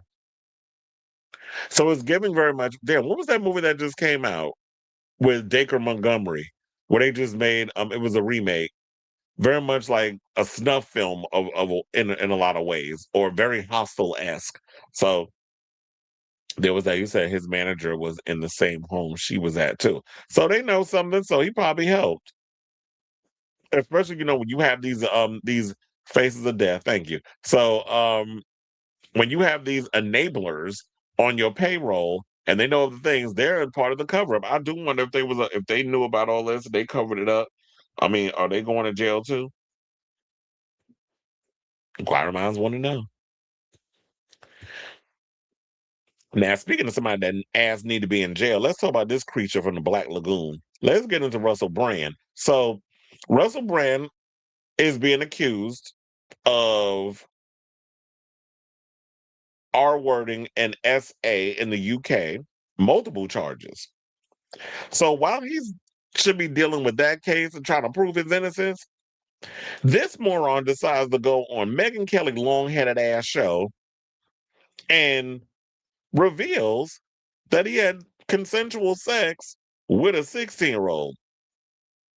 Let's get into this story. So shout out to Rolling Stone for this. Now, speaking of long-head ass Megyn Kelly, the actor addressed the allegation that he was taking advantage of 60-year-old girls, as the host put it. This is also the same woman who tried to move the goalposts when it came to the whole Trump thing and 14-year-olds or adults or whatever the case. That stupid shit she said. I was like, okay, then leave your child alone, because I'm sure she got kids. Leave your daughters alone with these people in the regime. I guarantee you won't. So it's funny how they like to move the goalposts, but when it's one of theirs, they draw the line. So um yeah, so she brought up the whole thing about the 6-year-olds, and he said, I did sleep with a 6-year-old when I was 30. He said, 30. When I was 30, I had sex with a 16-year-old. And so when I was 30, I always pegged him. He sounds like Veruca Salt from from Willy Wonka and the Chocolate Factory. Oh, but anyway, so he said, I did sleep with a 6-year-old when I was 30. When I was 30, I was a very different person. Yeah, you was a grown ass man fucking a 16-year-old, where you should know better. Your frontal lobe is fully developed. I didn't even finish the sentence. I'm already tight. But I mean his quote, and I'm already annoyed. But it was just like, you're a 30-year-old man with a 16-year-old. Your frontal lobe is fully developed. You're well aware of what's going on when you're 30. Trust and believe, I was 30 once. But you trying to make excuses? Anyway, let me get into what he said, because in case y'all didn't hear it. So yeah, he said, I was a lot younger and I was an immature 30-year-old. This is what he said, adding that the age of consent in the UK is 16. Still doesn't excuse the behavior. That's literally like, oh, you waited till the legal age and then decided to pounce on this girl. But what if they moved the goalpost and was like, okay, the legal age is 14, legal age is 10, legal age is 8. We moved the goalposts. So does that excuse the behavior? Because my thing is always, as somebody who's 30, what do I get out of sleeping with a 16-year-old? Your 16-year-olds are young, they're naive, and they're impressionable. I didn't know what I was doing, and I thought I knew every damn thing when I was 16 years old. I thought I was grown. And guess I was messing around with people older than me when I was 16. Did it make it right? No. But there's a sense of immaturity there. But as an adult, you should know better to be pursuing somebody that young. So he said, consensual sex with a lot of people when there is a strong power differential, as there is when you're a famous man who has the ability to attract women that I had at the time. I think it involves exploitation. I think it is exploitative. I recognize that my sexual conduct in the past, he said past, was selfish and I did not apply enough consideration, barely any, I suppose, really to know, to how the sex was affecting other people. Well, at least he lacks awareness or self-awareness because I do agree with all of this. He's saying all the right things. Now, do I believe him? That's another story. I feel like you probably saying all this because you're trying to save face because of this trial that's coming up. You thinking about going on Megan Kelly. This is some good PR.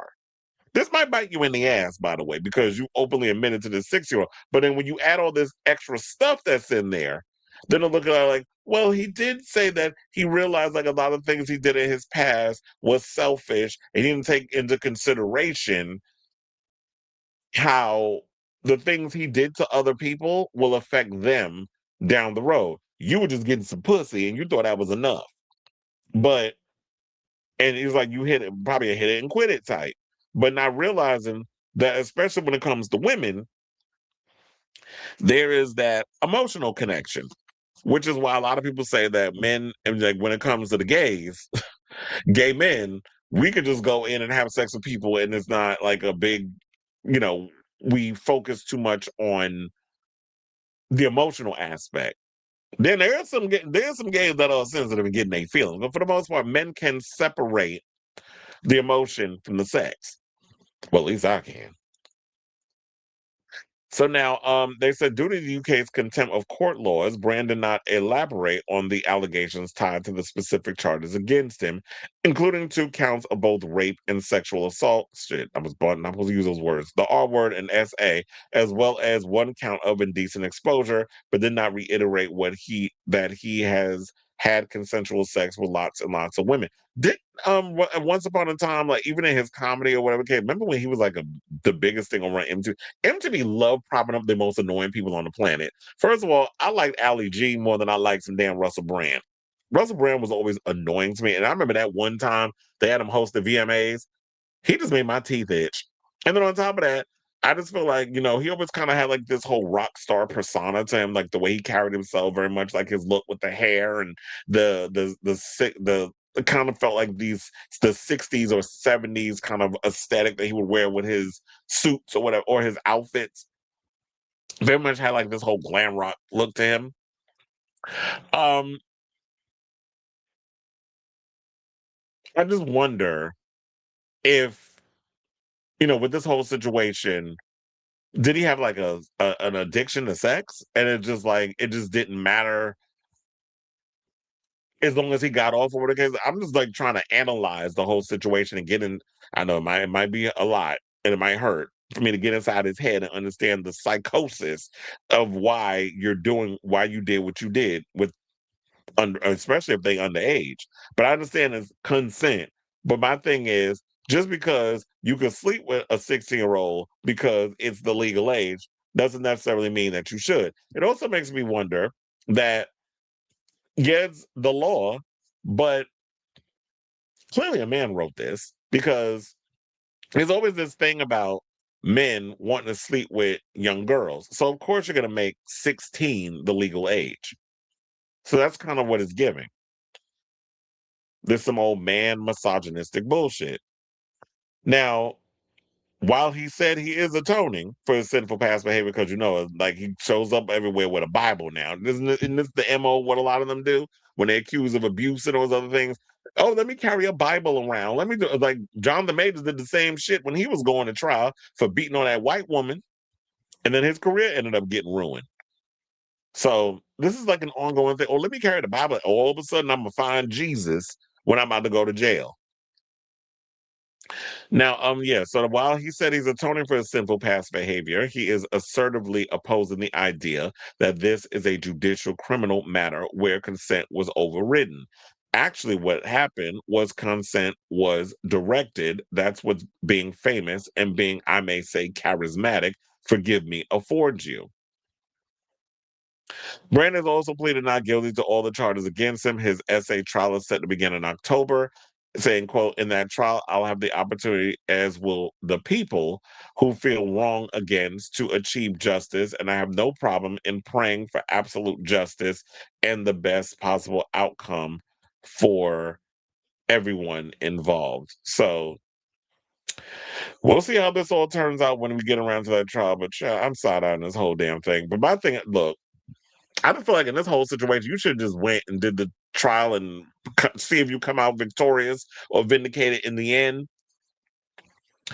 But if I had fucked a 60-year-old, I would have taken this to my grave. Why are you even mentioning this stuff in public where people could use this against you?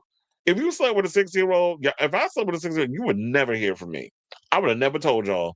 But I've never slept with a 60-year-old because I don't feel anything, no pleasure in fucking a child. Yes, it may be legal, but they're still a child. So now, me at 16, if I did that, and I did tell y'all I did with somebody older, that's a different story. But me preying on a 60-year-old, no, never in my life have I done that. And if somebody ever comes out and says that happened, you was a goddamn liar. So, this whole situation was like, yeah, you should have taken, boy, you should have taken this to your grave. Everything ain't for our entertainment. Everything ain't for our eyes. Everything ain't for our consumption. So, who knows? We'll see if this bites him in the ass when that trial comes around. Oh, he went on Megan Kelly and admitted he slept with a 16-year-old. Like I said, we're just gonna have to wait until the trial comes around to see how this all turns out. But in the meantime, I definitely want to hear from y'all. What do you guys think of this story regarding Russell Brand coming out here spilling tea, saying that he hunts a 60-year-old in the midst of this whole R-word trial situation that's plaguing over him, and he's about to begin that trial coming in October of this year. So when is October? What month we in? 6 months. So yeah, 6 months from now we'll be talking about this again. So in the meantime, I want to hear from y'all. Let me know what your thoughts are on this story in the comments down below.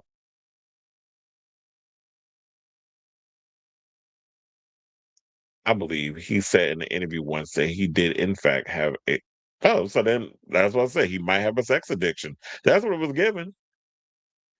That when you have these sex addictions, and of course, when there's money, celebrity, access, all these things, all of this gets presented to you. And now, years later, this kid, whoever he affected, like when he says, my actions, not realizing that my actions affect those other people, it did affect someone. And now they want you to pay them for their pain.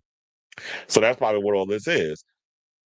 I'll never understand how he got famous. He is not funny, never was. Show is a lot of tea today.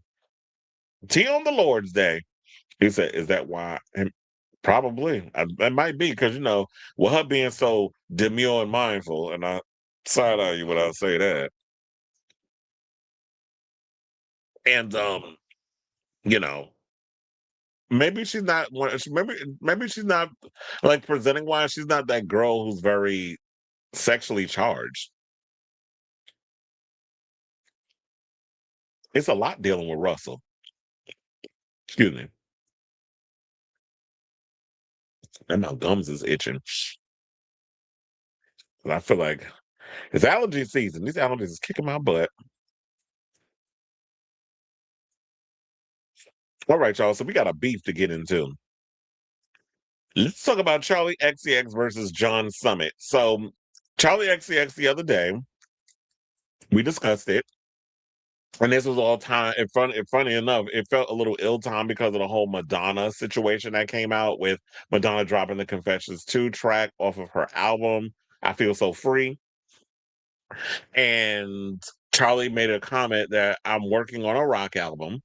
I guess now that she squeezed all the juice out of the lemon of dance music, now she wants to pivot to a different genre of music and basically said the dance floor is dead, which of course had John Summit, who is a well-known DJ, because it was pissing me off in the comments of, whenever you hear somebody going after your favorite artist, all of a sudden everybody turns into a fucking owl. Who? You know Google is free. You don't have to pay a dime for Google. Look it up. John Summit is a well-known international DJ. Of course I know who he is. I'm a house head.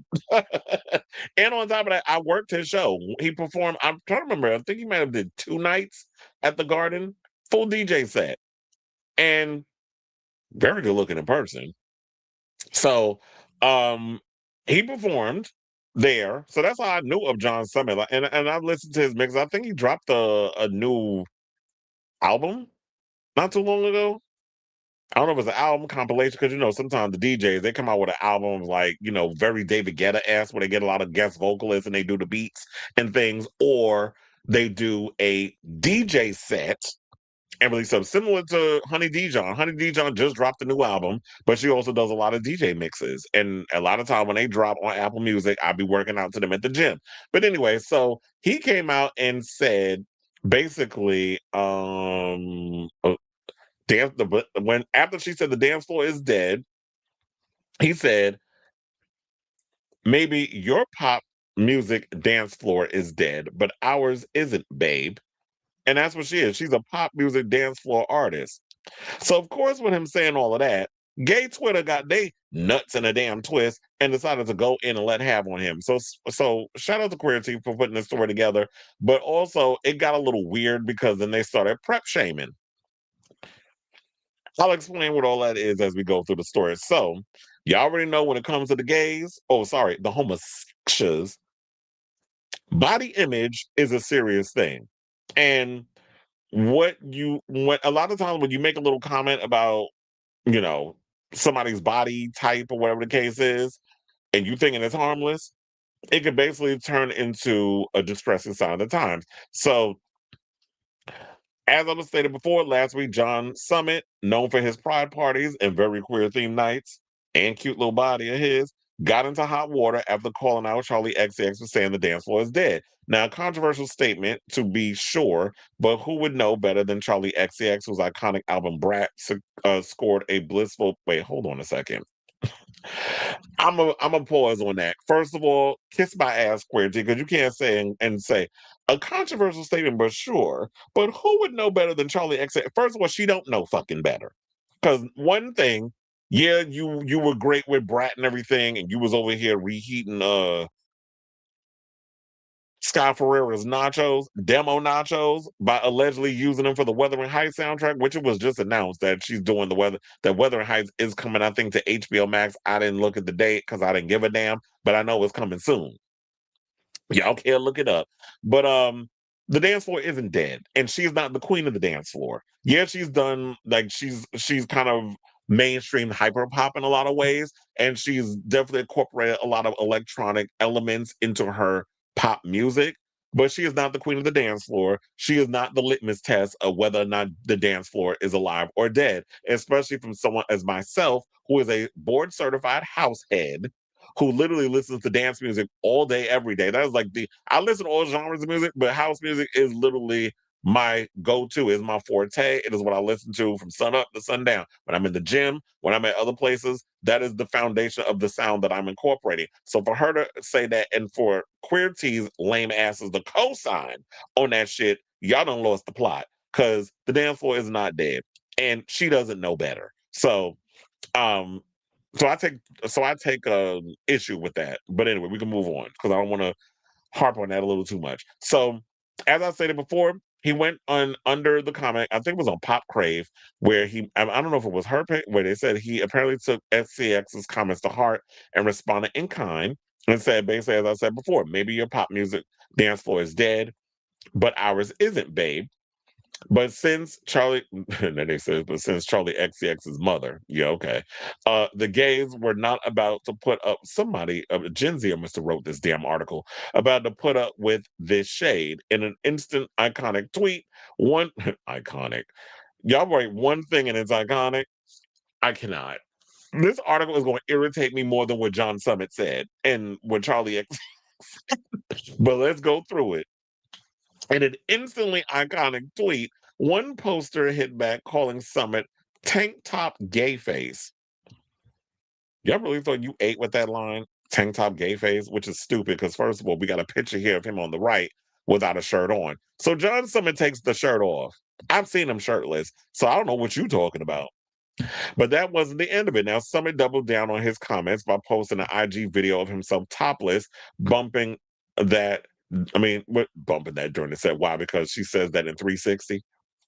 Now they said that, well, look, so he's not, maybe he does have gay face. I know he identifies as straight, so there's that. But no, he takes his shirt off. He likes to show off his body and he baits the gays, if that's what you want to call it. But that's not where the icky part came. The icky part came when someone named CA Dreamboy posted that now they're calling him Prep Belly because Just Jim, who goes by at Jim's tweets on Twitter, said he went shirtless so people can't call him tank top gay face. And and the person I told y'all responded by saying they're calling him Prep Belly. First of all, where the hell have I been? Because I've never heard of the term Prep Belly. What the fuck is Prep Belly? So apparently, Prep Belly is when wait, hold on. I think it's like when you take the pills, when you take prep and apparently you bloat, and that's a side effect. But I'd rather have prep belly than HIV.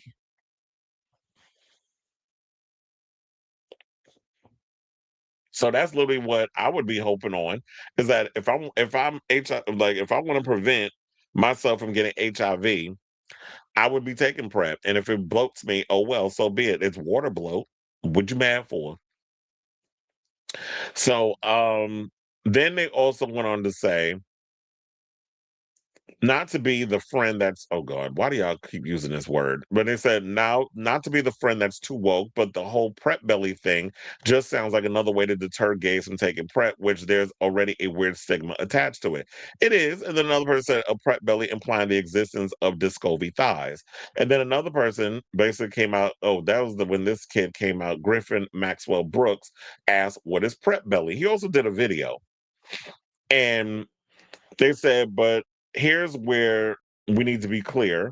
Prep Belly comment was meant to be a silly, fun dunk on him. There is a darker side to the discourse. I don't think that it's cute or whatever to be making fun of somebody who's taking PrEP or whatever the case is, especially if PrEP can be used to prevent you from getting HIV and you getting sick. So I do have the clip of Griffin Maxwell Brooks talking about this whole situation when he asked about it. So we're gonna play that clip and um Cleveland, I did get your message because this whole time I was hoping and praying it wasn't frozen. Nobody told me that I'm having freezing situations with the video, but it is what it is. We're gonna watch this video and we are going to come back and talk. Please hold. Hold on. A video of John Summit saying that he looks like he has prep belly. And I did what I do best, which is turn nothing into discourse. Also, sorry, Johnny. This has basically nothing to do with you. Sorry that you're caught in the crossfires of more of my nonsensical discourse. I thought it was funny. You know, I guess I get like a little bit of like a thing going on when I take my prep sometimes. I do think that like we need to be really careful creating stigma around medication as important as prep, specifically in this current age of like anti-intellectualism as it regards to medicine. Like I think that if the Republican Party was able to convince half of the country that vaccines cause autism when they don't, it feels like a distinct possibility that something as simple as like prep makes you a little bit bloated and therefore like kind of chopped, or I think it's embarrassing that you're doing Mr. ads, you know, on your account, could end up dissuading some insecure or uninformed little gay boy in a red state where, sex ed is basically non existent from taking PrEP, from taking HIV prevention medication. And like, again, am I making a mountain out of a molehill? Potentially. Do I think that in this period in which several red states are trying to get rid of state subsidization for PrEP and like that sort of HIV preventative medication under the justification that it like promotes unethical behavior because apparently being gay and having say sex is unethical. Like that is actively happening, which I guess is why I'm being super cautious, And like at the same time, like people are refusing to wear masks and they won't get vaccinated and like basically have these crazy misconceptions about modern medicine. And I just think like we could very easily go down a very scary wormhole in which people are totally misinformed about PrEP and the medication that, put a halt or like at least slowed down what I think is like the second most deadly epidemic of all time behind like the bubonic plague, the AIDS crisis, which famously still going on. Like I think that we need to be very conscious of the repercussions that could have. And I think we're very privileged. I know I'm very privileged as like a Gen Z queer person that I don't have to worry about dying of HIV, but like I'm also privileged that I live in New York and I have relationships with a lot of like queer elders. And one thing about like older gay guys, there aren't that many of them because a lot of them died. And like maybe I'm dramatic, maybe I'm a victim of exposure in that way, but like I think about that quite frequently. And like when I see sort of just any kind of discourse that, makes me think that we're going down this path in which people are going to not take PrEP for whatever reason, whether it's the way that it could affect them or not thinking it's important or thinking that it's like a sign of like promiscuity that makes you like less valuable as a gay person. Like, I think we need to squash all of those. And I think that like sometimes maybe I'm the woker, but even joking about it just feels like unnecessary, potentially worrisome. I don't know, y'all. Well, I do. I have to say, I do agree with him on that. The video was about to end anyway, but yeah, I definitely agree with him on that. And you know what would really impress me because I didn't notice about him. I never heard of this kid, but I guess he's really popular on social media, whatever. And like he said, he lives in New York, and he was talking about his privileges and things of that nature. But I have to agree with him that I like the idea that he's a Gen Zer who has educated himself on what had happened in the history of queer people and queer culture because he has a lot of older gay men who have informed him. It reminds me a lot of myself when I was coming up, where it was like I got informed on the history of queer culture because I was around a lot of older gay men who taught me a lot of our history. And I feel like there's a lot of people, and I don't know if they get a blank statement on this, but who don't get a lot of the history of understanding what had happened with us and where we're coming from. So yeah, I do think that you shouldn't be shaming people with PrEP bloat and making that a thing, and then people get afraid, especially if you're body conscious. And yes, we do. There's I think I don't know if straight men deal with it. I can't speak on them, but with the homosexuals,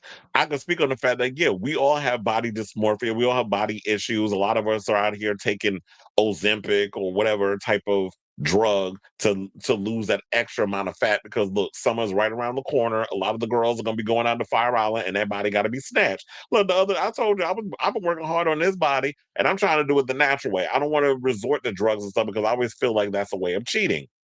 I mean, like, but look, if it comes down to the days of me wanting to get a little Botox, whatever the case is, I ain't gonna turn that down. But when it comes to the other drugs, I don't want to be taking steroids. I don't want to be taking these other things because I want to feel confident that the what I did with my body, I worked on that from hard work at the gym and diet and exercise and that sort of thing. Look, I'm at a point where I'm confident enough that I can walk around wearing crop tops. I wore one yesterday.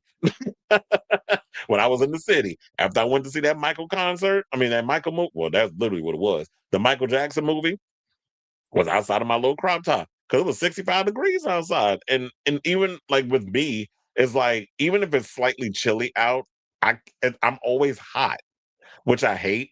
So it's like if I'm wearing something, I'm always having this fear of like if I put a hoodie on or a jacket, or whatever, I'm gonna start sweating, and then they got the sweat spots, and it's embarrassing. That's why a lot of times I don't be wanting to wear brighter colors because I'm always feeling like I'm gonna start perspiring, and then I'm gonna look gross and stuff. So I hate the fact that I sweat a lot.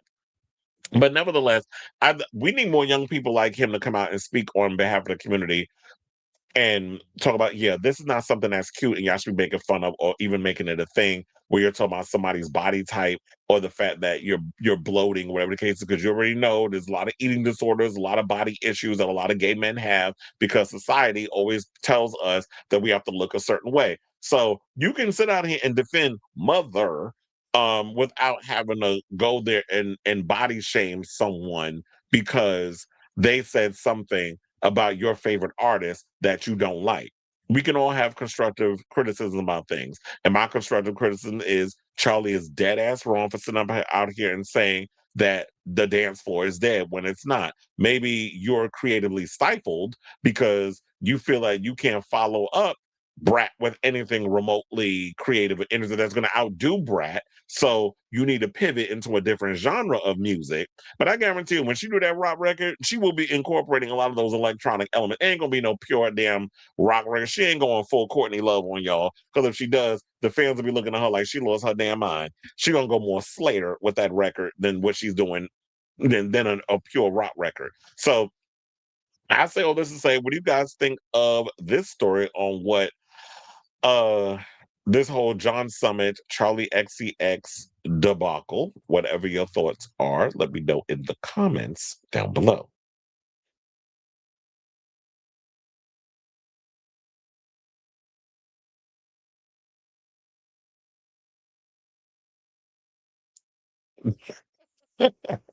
Not because of his Kelly Child. She never was a dance queen. She was influenced exactly, and that's what I said. You incorporate dance elements into your music. You're not a dance music artist. When we talk about dance artists, we're talking about Crystal Waters. We're talking about Ultra Nate. We're talking about who else would we consider? I mean, Madonna, is she a dance artist? I mean, she's a pop star. The closest she came to like a full fledged dance record. Excuse me, I knew that sneeze was gonna come eventually. But yeah, like you said, like Britney and Madonna, she's just now she's just a brat. I guess it must have started now. I don't know why all of a sudden the video was freezing up, but earlier it was fine. I'm assuming. Yeah, John Summers security. I told you I seen him up close. I was like, oh, how you doing? Oh, speaking of which, I didn't tell you about the Demi Lovato concert. So I went to the Demi Lovato concert. Yeah, the gays and the girls was out. The gays, some of y'all gays was getting my nerves, but overall, the concert was lit. Um, I did not know. Um, I wasn't familiar with the opening act, Adele. I wasn't really familiar with her music. But the kids in the audience, I mean, the kids that was there, they knew her music. The gays knew her music. The little kids that was there, because she had everybody. She had older people, she had the gays, she had the girls, she had little kids. So Demi hits all demographics. And when she came out, she did a lot of the stuff from It's Not That Deep. She also performed a lot more songs from the It's Not That Deep unless you want it to be, which is the deluxe edition. She did perform a lot more of those songs. I'm surprised that the song with her and Cobra didn't go all over as well as I. So maybe because it's still fresh, but bitch, I've had that song on repeat. I've had her collaboration with Cobra on repeat since the beginning, and I was even imagining the choreography because I'm very visual when it comes to when I listen to certain artists, what the visuals will look like, what the choreography would look like. I needed some. It needed that video needs some crumping, some type of high energy choreography. I ain't saying Demi needs to because she a little stiff when she move, but let your dancers do all the work. But and also some of those outfits she was wearing last night was a choice. I ain't like some them outfits look so damn cheap. But overall, the dancers were sickening. I liked her stage setup. It was cute. Her catwalk was a little small. She had a half pit and then she had some seating areas on the floor as well. But I was looking to say, I'm like, the stage looks so small. It was good, and I did like the idea that she was incorporating a lot of like handheld cameras or whatever. So the dancers was doing it. I was thinking I kind of think she got that from Camila Cabello because remember she was doing that at one point too, where you have the dancers and the camera holding a lot of stuff. So a lot of the young girlies is doing that. But Demi did her thing. She sings down. So when people sit up there and talk about Demi was singing her ass off yesterday. I'm also noticing there's an overall trend of artists not using bands. So she literally had somebody programming the music. She recorded her background vocals and she was just singing to a track. That's literally what it was giving. Pretty girl in person. She brought her husband up to sing a song. What's that song? Who sang that song? And I don't want the world to see me. They got up there and sang that song. And also then she like did a throwback. She was like, I want y'all to throw back to an era or whatever the case was. So she had one of the dancers choose somebody in the audience. The audience person opened up the envelope, pulled the slide out, and she was like, JoJo. I'm like, what kind of fucking era is JoJo? I was like, wait a minute. Now I know she ain't got JoJo in the back. Lo and behold, they queued up too little too late, bitch. Did I lose my mind during that performance? I sure did. Because, I love me some JoJo. That was one of my favorite songs. And so, but I love JoJo, period. But that's like one of her biggest hits. So she came out, they sang Too Little Too Late. It was a cute show. Definitely from what I heard from friends of mine, different than the show she just did in Boston. Because three people I know, one of my friends who I worked with in the circus, um, Geo, he lives in Boston. I think he even works at that arena that works up, but he went to the show and he's a Levotic. And so he was telling me about it. And then my other friend Seth went to that one, and another friend of mine went. So three people I know went to the Boston show, and they told me, "Oh yeah, she performed Thursday." I said, "Well, yeah, today I think she might perform more." So she did perform more songs from the deluxe edition, and it was a cute record. So I'm assuming I don't know when the tour wraps, but I'm guessing they'll probably get more of that show of what we got last night, minus JoJo, versus what previous shows she was giving. Because I guess now that the record's out, she can do a lot more of the newer songs. But I actually like this era from her, so I think she needs to do more dance music. Not Buki. You said once C well, what is that? Once C2 is released.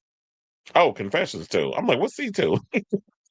And the clubs are blasting each 11 track back to back. 11. She got 17. Well, 16. 17, right? 16.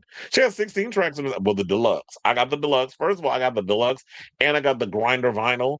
I'm like, this lady is going to clear my account out because I've never bought this much physical stuff since Confessions era.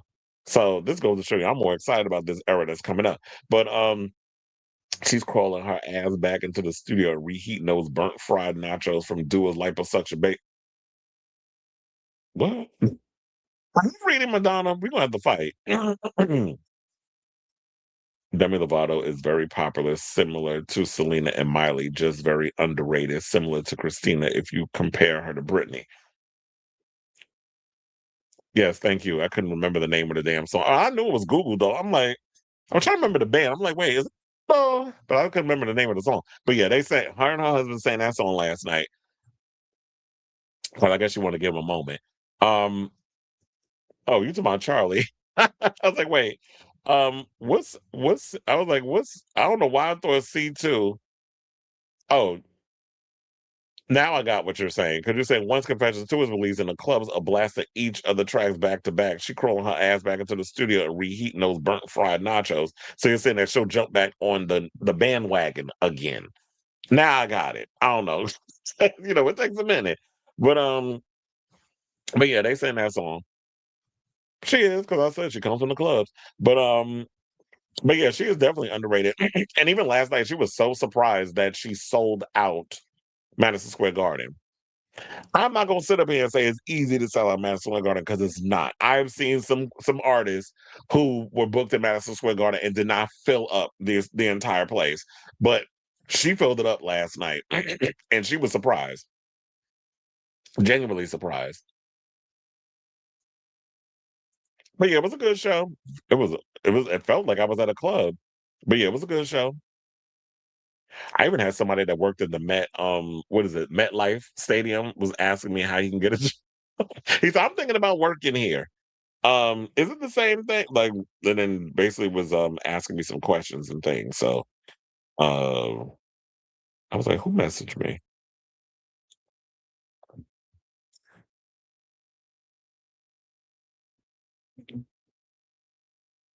I was gonna say, child, don't remind me because I did talk about Kim Petras. Yeah, she did do an arena tour and it flopped. What was it a stadium? I thought it was an arena.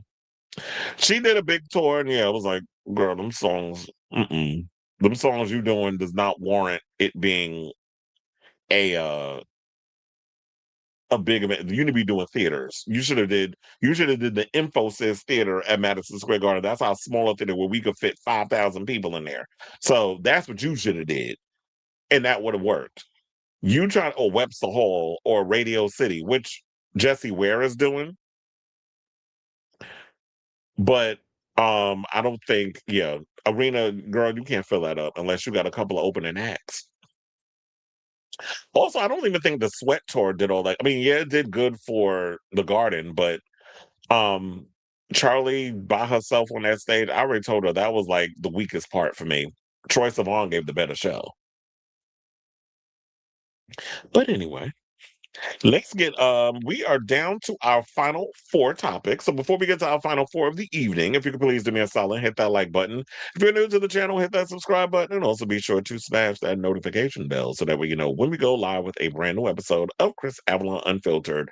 Also, what helps out with the channel, you can hype it up, share it with your friends, all that good stuff.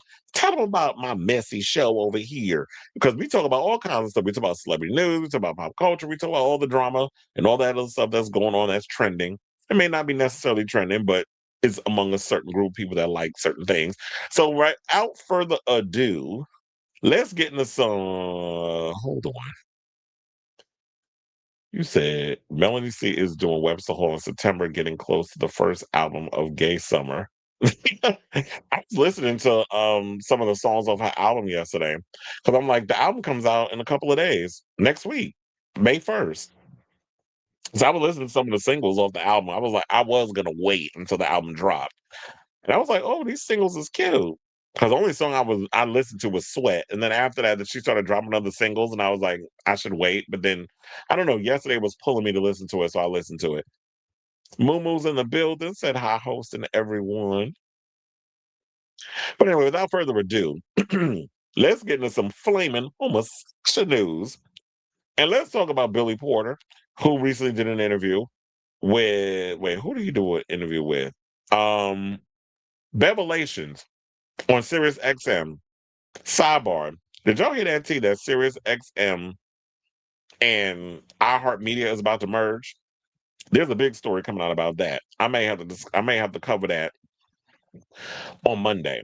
But anyway, so Billy Porter sat down with Bevy Smith, who is my spiritual auntie, because she is my true belief of it gets greater later, and I want my career to pop off like hers, where it's like the career pops later on in life because then when you're older, you appreciate it more. So she did an interview with Billy Porter, and he basically revealed whether or not he's going to be going to the Met Gala. You know who else is not going to the Met Gala? Our mayor Zoran Mamdani, and people are all upset. Well, why said he not? Because he ain't playing up in this whole corporate chill bullshit. Especially with his position, he going after all these damn landlords and all these rich people in New York City who got vacant homes and ain't paying no taxes. So yeah, he said he won't be going. This is what he said in a recent episode of Sirius XM's Bevelations. He said, I have not been invited. I haven't been invited back since 2019. That's the only time I've ever gone, and the only time I've ever been invited. And I was invited by Ryan Murphy that year. And they said the theater, TV, movie actor starred and because he was on Pose, which was on 3 seasons from 2018 to 2021. And that's probably the reason, because it was like Pose was popular at the time. Everybody was, and I know some people might get mad at saying this, but let's call Hollywood for what it is. Hollywood loves jumping on a trend or whatever's chic or whatever's popular. We're going to jump on it. And trans people are treated in so many ways like they're chic and they're popular, like an accessory. And so, because Pose was the popular thing of the moment, and everybody wanted to be a part of this thing that, of course, I was aware of because I have a lot of friends who come from the ballroom community. Um, and I was raised on knowing a lot about voguing and ballroom and that whole scene, especially from Paris is Burning, which I call the quintessential homosexual Bible. When the mainstream got a hold of it or whatever, they just trying to treat it like it was a trend. And with Billy Porter getting all the accolades and the Emmy nominations and Emmy wins and all these other things, yeah, they're gonna be, oh yeah, let's bring him in. And it was very over the top. And I live for what he did with this whole look. That's why I put this picture up, because this is when he went to the situation. And he basically was saying, like, now that I guess all that's died down, they don't want nothing to do with him. So yeah, so now they said last year was Black Dandyism, and I was not invited, which is what he said of the theme. Super fine, tailoring Black style. Yeah, that was when I think Pharrell and all of them was a part of the situation. And you had everybody who was Black, apparently, that was there, and they were playing up this whole look. I'm just going to throw that out there. I'm good. It's all good. But the reality is, when people ask me, you need to know, I was not invited, and I don't go to places where I'm not welcome. Now, Porter, as you know, is known for his dramatic, often genderless looks, which have included tuxedo dresses to award shows. So he said that he's not broken up about missing the first Monday in May event. He said, I've earned the invitation, and it's okay that I don't have it, because there's a level that I've reached that doesn't require validation from the outside. So I'm going to sit and live in that, because it helps keep me sane too. Now, the 2019 Emmy winner for his work on Pose has explained that he sees clothing as more than just functional. He says fashion is art, and we're the first to be silenced. That's what he told Women's Wear Daily in February 2023. I'm trying to step up and use my art to make a difference in the world. But he said he favors taking a break and relaxing in sweatpants and t-shirts at home. Now, here's the thing. I think also people are saying that the reason why he wasn't invited is because apparently he called um Anna Wintour a bitch. I think this was addressed in, I'm trying to remember which interview, because I remember around the time when he had just started recovering from his sepsis and all the other stuff that was going on with him, and he started doing like little interviews and stuff here and there. He did mention that he said that he didn't call her a bitch. He was like, in the term of like bitch, bitch, what, like, you know how we use the term bitch versus calling somebody a bitch. That is what he said that he was referring to that situation, and things may have gotten misconstrued.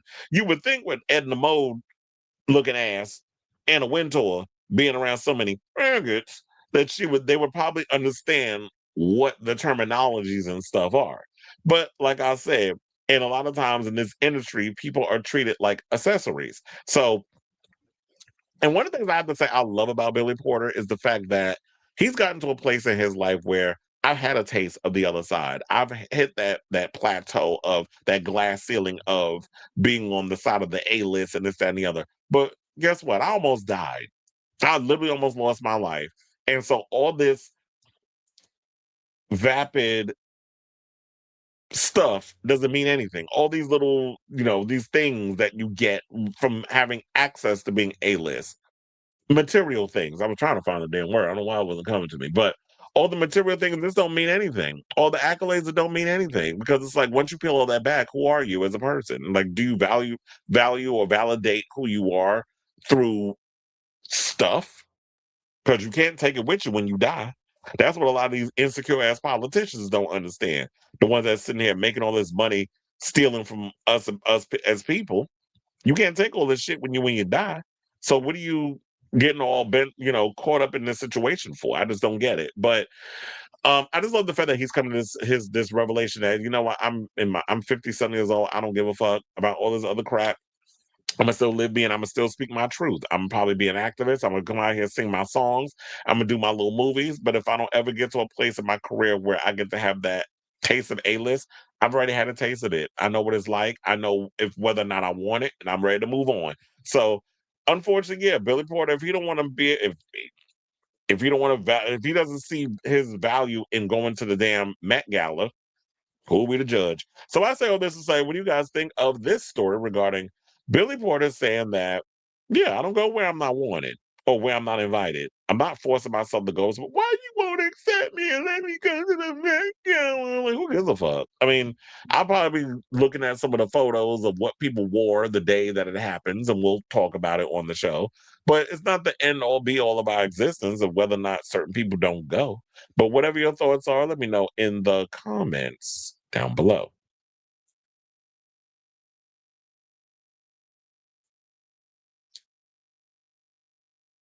You say you like attitude. Wait, what attitude we talking? Did I miss something? You know, when once I say stuff out of sight, out of mind. Yes, she is. I love me some Beverly Smith. She's a Harlem girl. And you said, well, homeboy isn't popping anymore, but he had an uppity attitude towards his cast after he won the Emmy. So my sympathy for him is minimal. Ooh, yes, first Monday of May. So that'll be what, May 3rd, 4th? I don't remember. I don't remember, child. Um, yeah, it's the 4th. May the 4th be with you. You know, they're gonna run that into the damn ground. I had to look at my calendar. Good for him. Why should he beg to be included? The Met Gala outfits have gone down. Yeah, they have. They like these artists don't even be really taking risks. And you know what's the worst part too? They oh yeah, thank you. Because it's like I don't I suck at remembering titles. A lot of times when they put the outfits and stuff together, I'm like, did y'all not understand what the theme is? Because remember when they did camp, I'm like, this shit is not camp. That's costume. There ain't shit campy about that outfit. Oh, speaking of which, I meant to mention, like, even the before the show started for Demi, the even the the what do you know when they play music before the concert starts? I was like, even the song choices was good. They were playing a lot of Slater. I noticed last night, so I'm wondering, like, okay, so is Demi influenced by her and stuff? Because yeah, Slater's new album, "Worst Girl in America," that was getting played a lot last night. They even played Addison Rae, and I turned around because these little girls was up in there singing her songs, and I looked at her, and their mother started laughing. I was like, "Look, they got themselves a little audience." Speaking of which, now y'all talk about selling out the Garden. You know who also got a show coming in the summer now? And I'm like, I don't. Is she that big of an artist? Madison Beer apparently is doing the Garden this summer. I think in July. July gonna be busy because it's gonna be them, the Pussycat Dolls, so many other artists. I'm like, Madison Beer, really? Okay, we'll see. Beverly should have her own talk show. She's so entertaining. Yeah, but I don't know. I just feel, yeah. I mean, I could definitely see her with her own talk show. I just think the issue is because I like Beverly Smith when she would come on and being on the panel with Wendy Williams. When we would talk about celebrity gossip and stuff on the Fridays. I miss when they had her coming on doing that. I think but yeah, network television sucks so much. I wouldn't even want her to be on there. I like do your thing. Not a Kaya.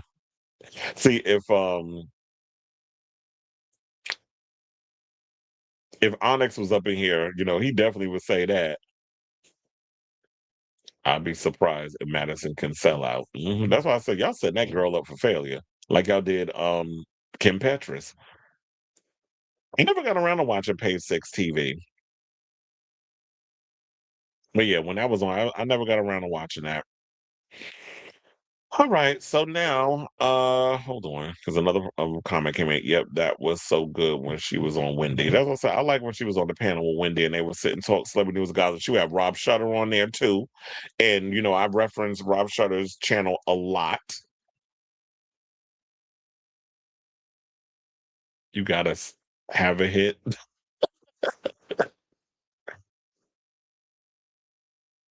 I said not just about nobody. Anyway, okay, so now let's get back into the rest of the show. And let's talk about Little Nas X. So Little Nas X's interview with T.S. Madison on her Outlaws podcast and sidebar, even though I knew it was going to happen. Congratulations, Maddie, on a second season of her Outlaws podcast. She's been pulling a lot of really good interviews. A lot of interviews she was doing has been relatively good.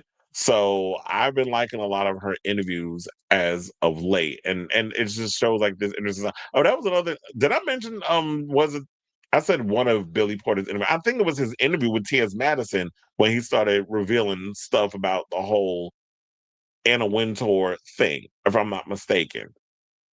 But anyway, so she closed out the season with the Lil Nas X thing, and I'm thinking because we're at a point now where there's a light at the end of the tunnel in regards of that little situation that happened because she was supposed to release this interview around the time when that thing happened when he ended up getting arrested. So she pulled it and put a little disclaimer in the beginning of the video, which I had a feel I was like, yeah, the smart thing to do about that is to do a disclaimer. I was thinking maybe you should have did like a part two, or maybe the season premiere of season two, you could sit down with Lil Nas X again just to find out, with all this happening, once he's done with everything with the trial, well, this whole case, and once all of that is behind him, then he can come out and speak on what's been what's he been doing and what's he been going through. But anyway, so one of the things that's got everybody talking is the latest on his sexuality, where he was talking about having feelings for men, but emotional feelings for women. So he spoke candidly about how he labels his sexuality on T.S. Madison's Outlaws podcast, saying he's gay, but 99% attracted to men, while acknowledging occasional feelings for women. Now, during the interview, which was filmed in February of 2025, before he was arrested, which is what I told y'all, in August that year, he discussed his attractions and the possibility of it changing. The rapper said, "I'm gay, but if something happens, I'm not going to stop myself," before adding, but mostly I 99% lean towards men. He also clarified that he never had sex with a girl, which also Maddie admitted she never had sex with a girl either. She says, "I'm attracted," because there was a whole conversation where they had about that. He was like, he didn't believe her that she had never slept with a woman. She was like, "No, I never had sex with a girl. Like, I find women to be beautiful. And a lot of times when I'm with my guy friends, we'll look at a chick and be like, damn, she look good. But this big old dick," and that's what she referred it to, Maddie in her mouth, has never graced the lips or the vagina of a woman.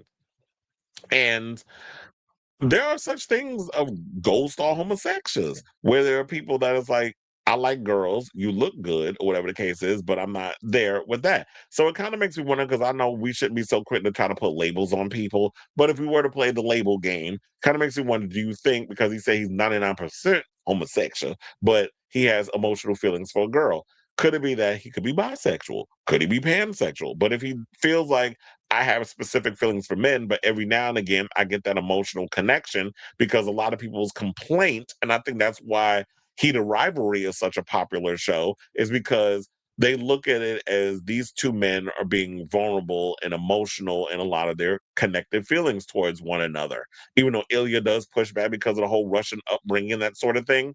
And when you watch the show, but for the most part, I think that's why women gravitate toward the show, because you get to see men in a more emotional and sensitive light versus this image that is always perpetuated that men have to put on this hyper masculine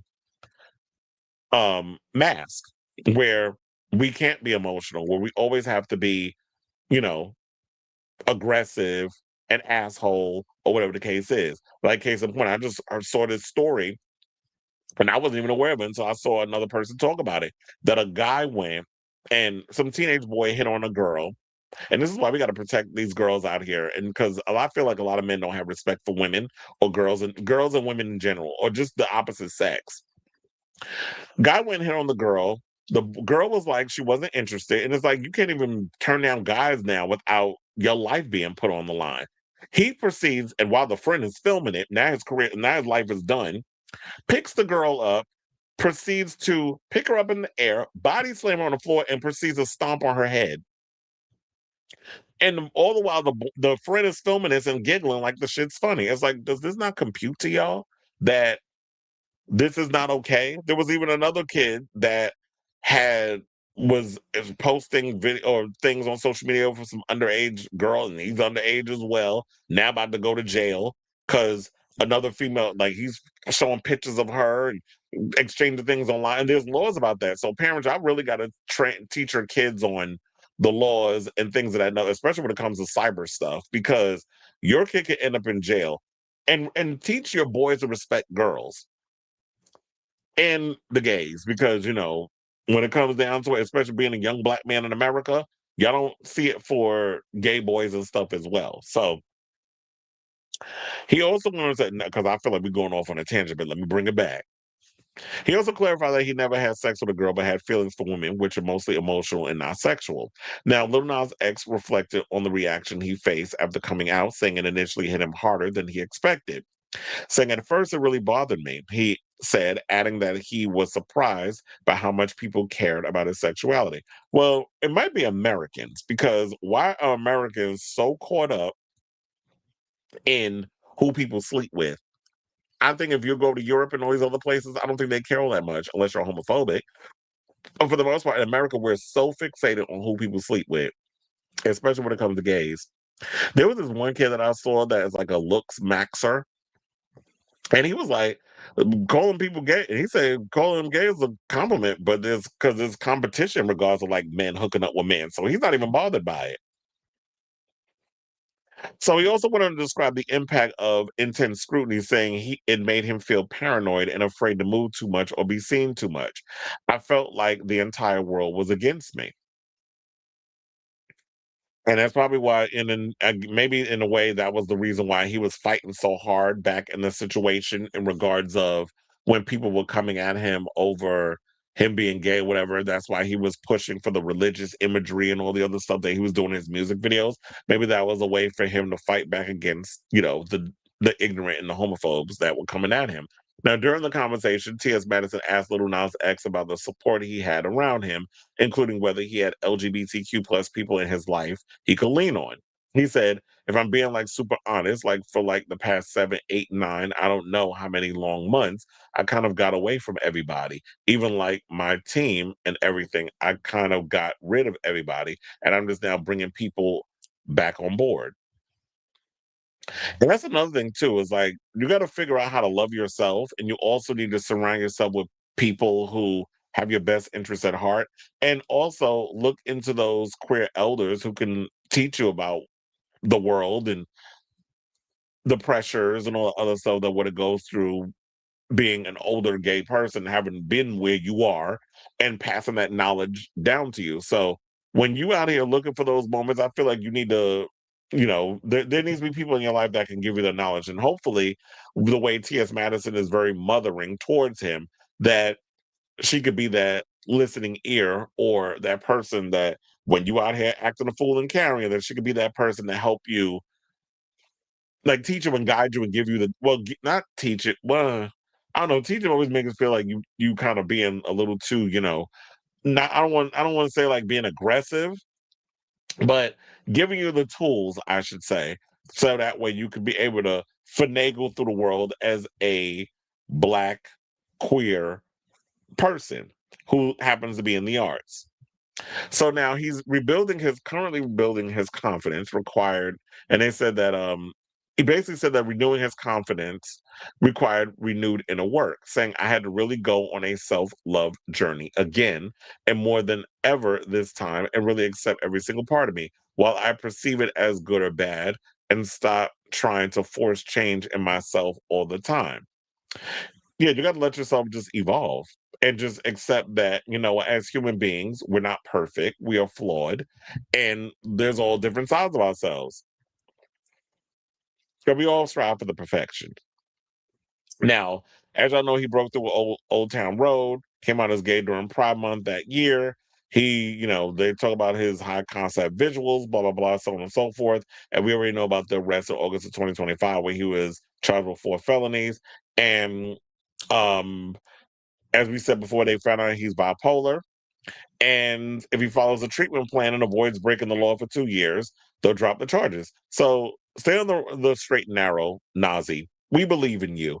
And I feel like if you do want to make a comeback into music, try not to go into the whole hip hop situation, because the hip hop community, even though there's so many closeted homosexuals in that genre, don't see it for you. Come from the people that actually support your music. So stick to the gays, stick to the hipsters, stick to the girls. Do get more. Experiment more with your sound, and we'll see if you can have that musical comeback once you work on your Montero come back. So work on Montero first, and then we'll see if there's something there in regards of the music and the creativity. So I say all this to say, what do you guys think of this story of Lil Nas X making an appearance finally over there on uh Outlaws with T.S. Madison? I almost forgot the name of the damn show. So whatever your thoughts are, let me know in the comments. Well, if you saw it, what are your overall thoughts? Let me know in the comments down below.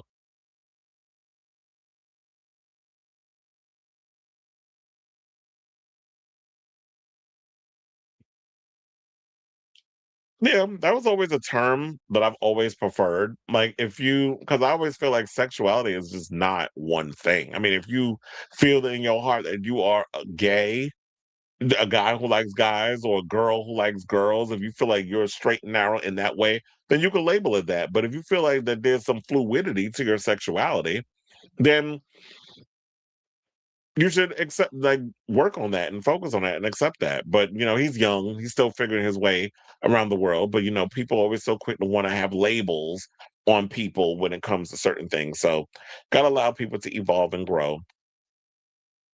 But I do agree with that sentiment. You said folks will take what he said and turn around and come up with absolutely, absolutely. And that was what I was thinking in the back of my head too. Well, he not fully gay. He just choosing to be. It's like, no, sexuality is fluid. You can't just say that somebody is one thing, because quiet as is kept. There's a lot of straight men out here who low key like having sex with men.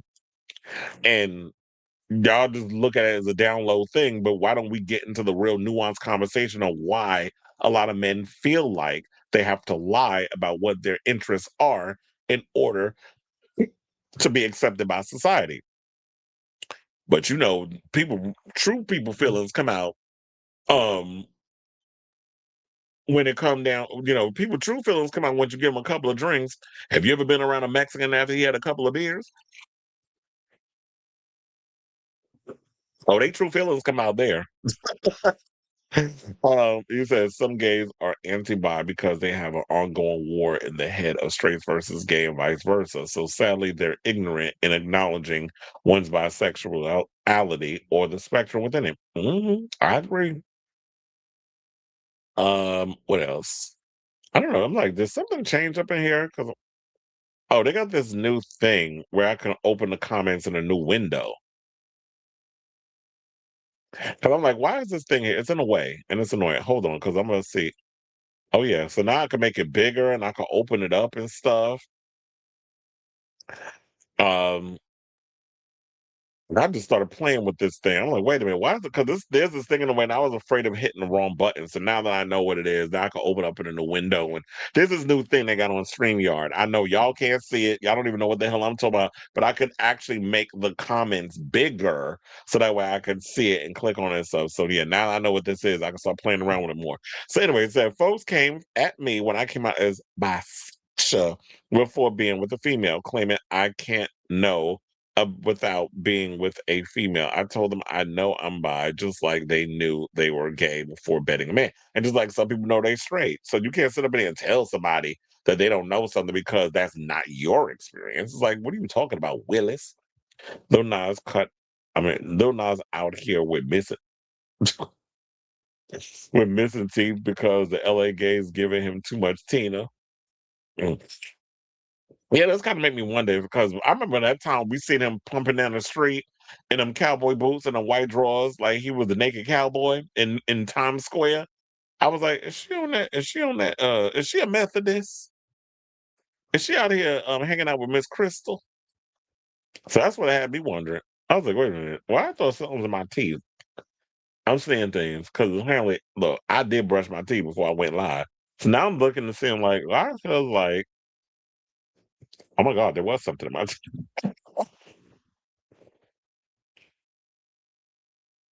That was embarrassing. I was like, wait, why is it something on my teeth?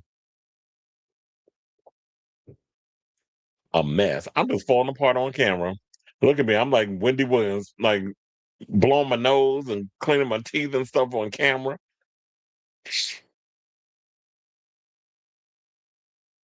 Boy, I can actually do a whole barcode. Okay, let me stop playing around with this thing and get back into the show.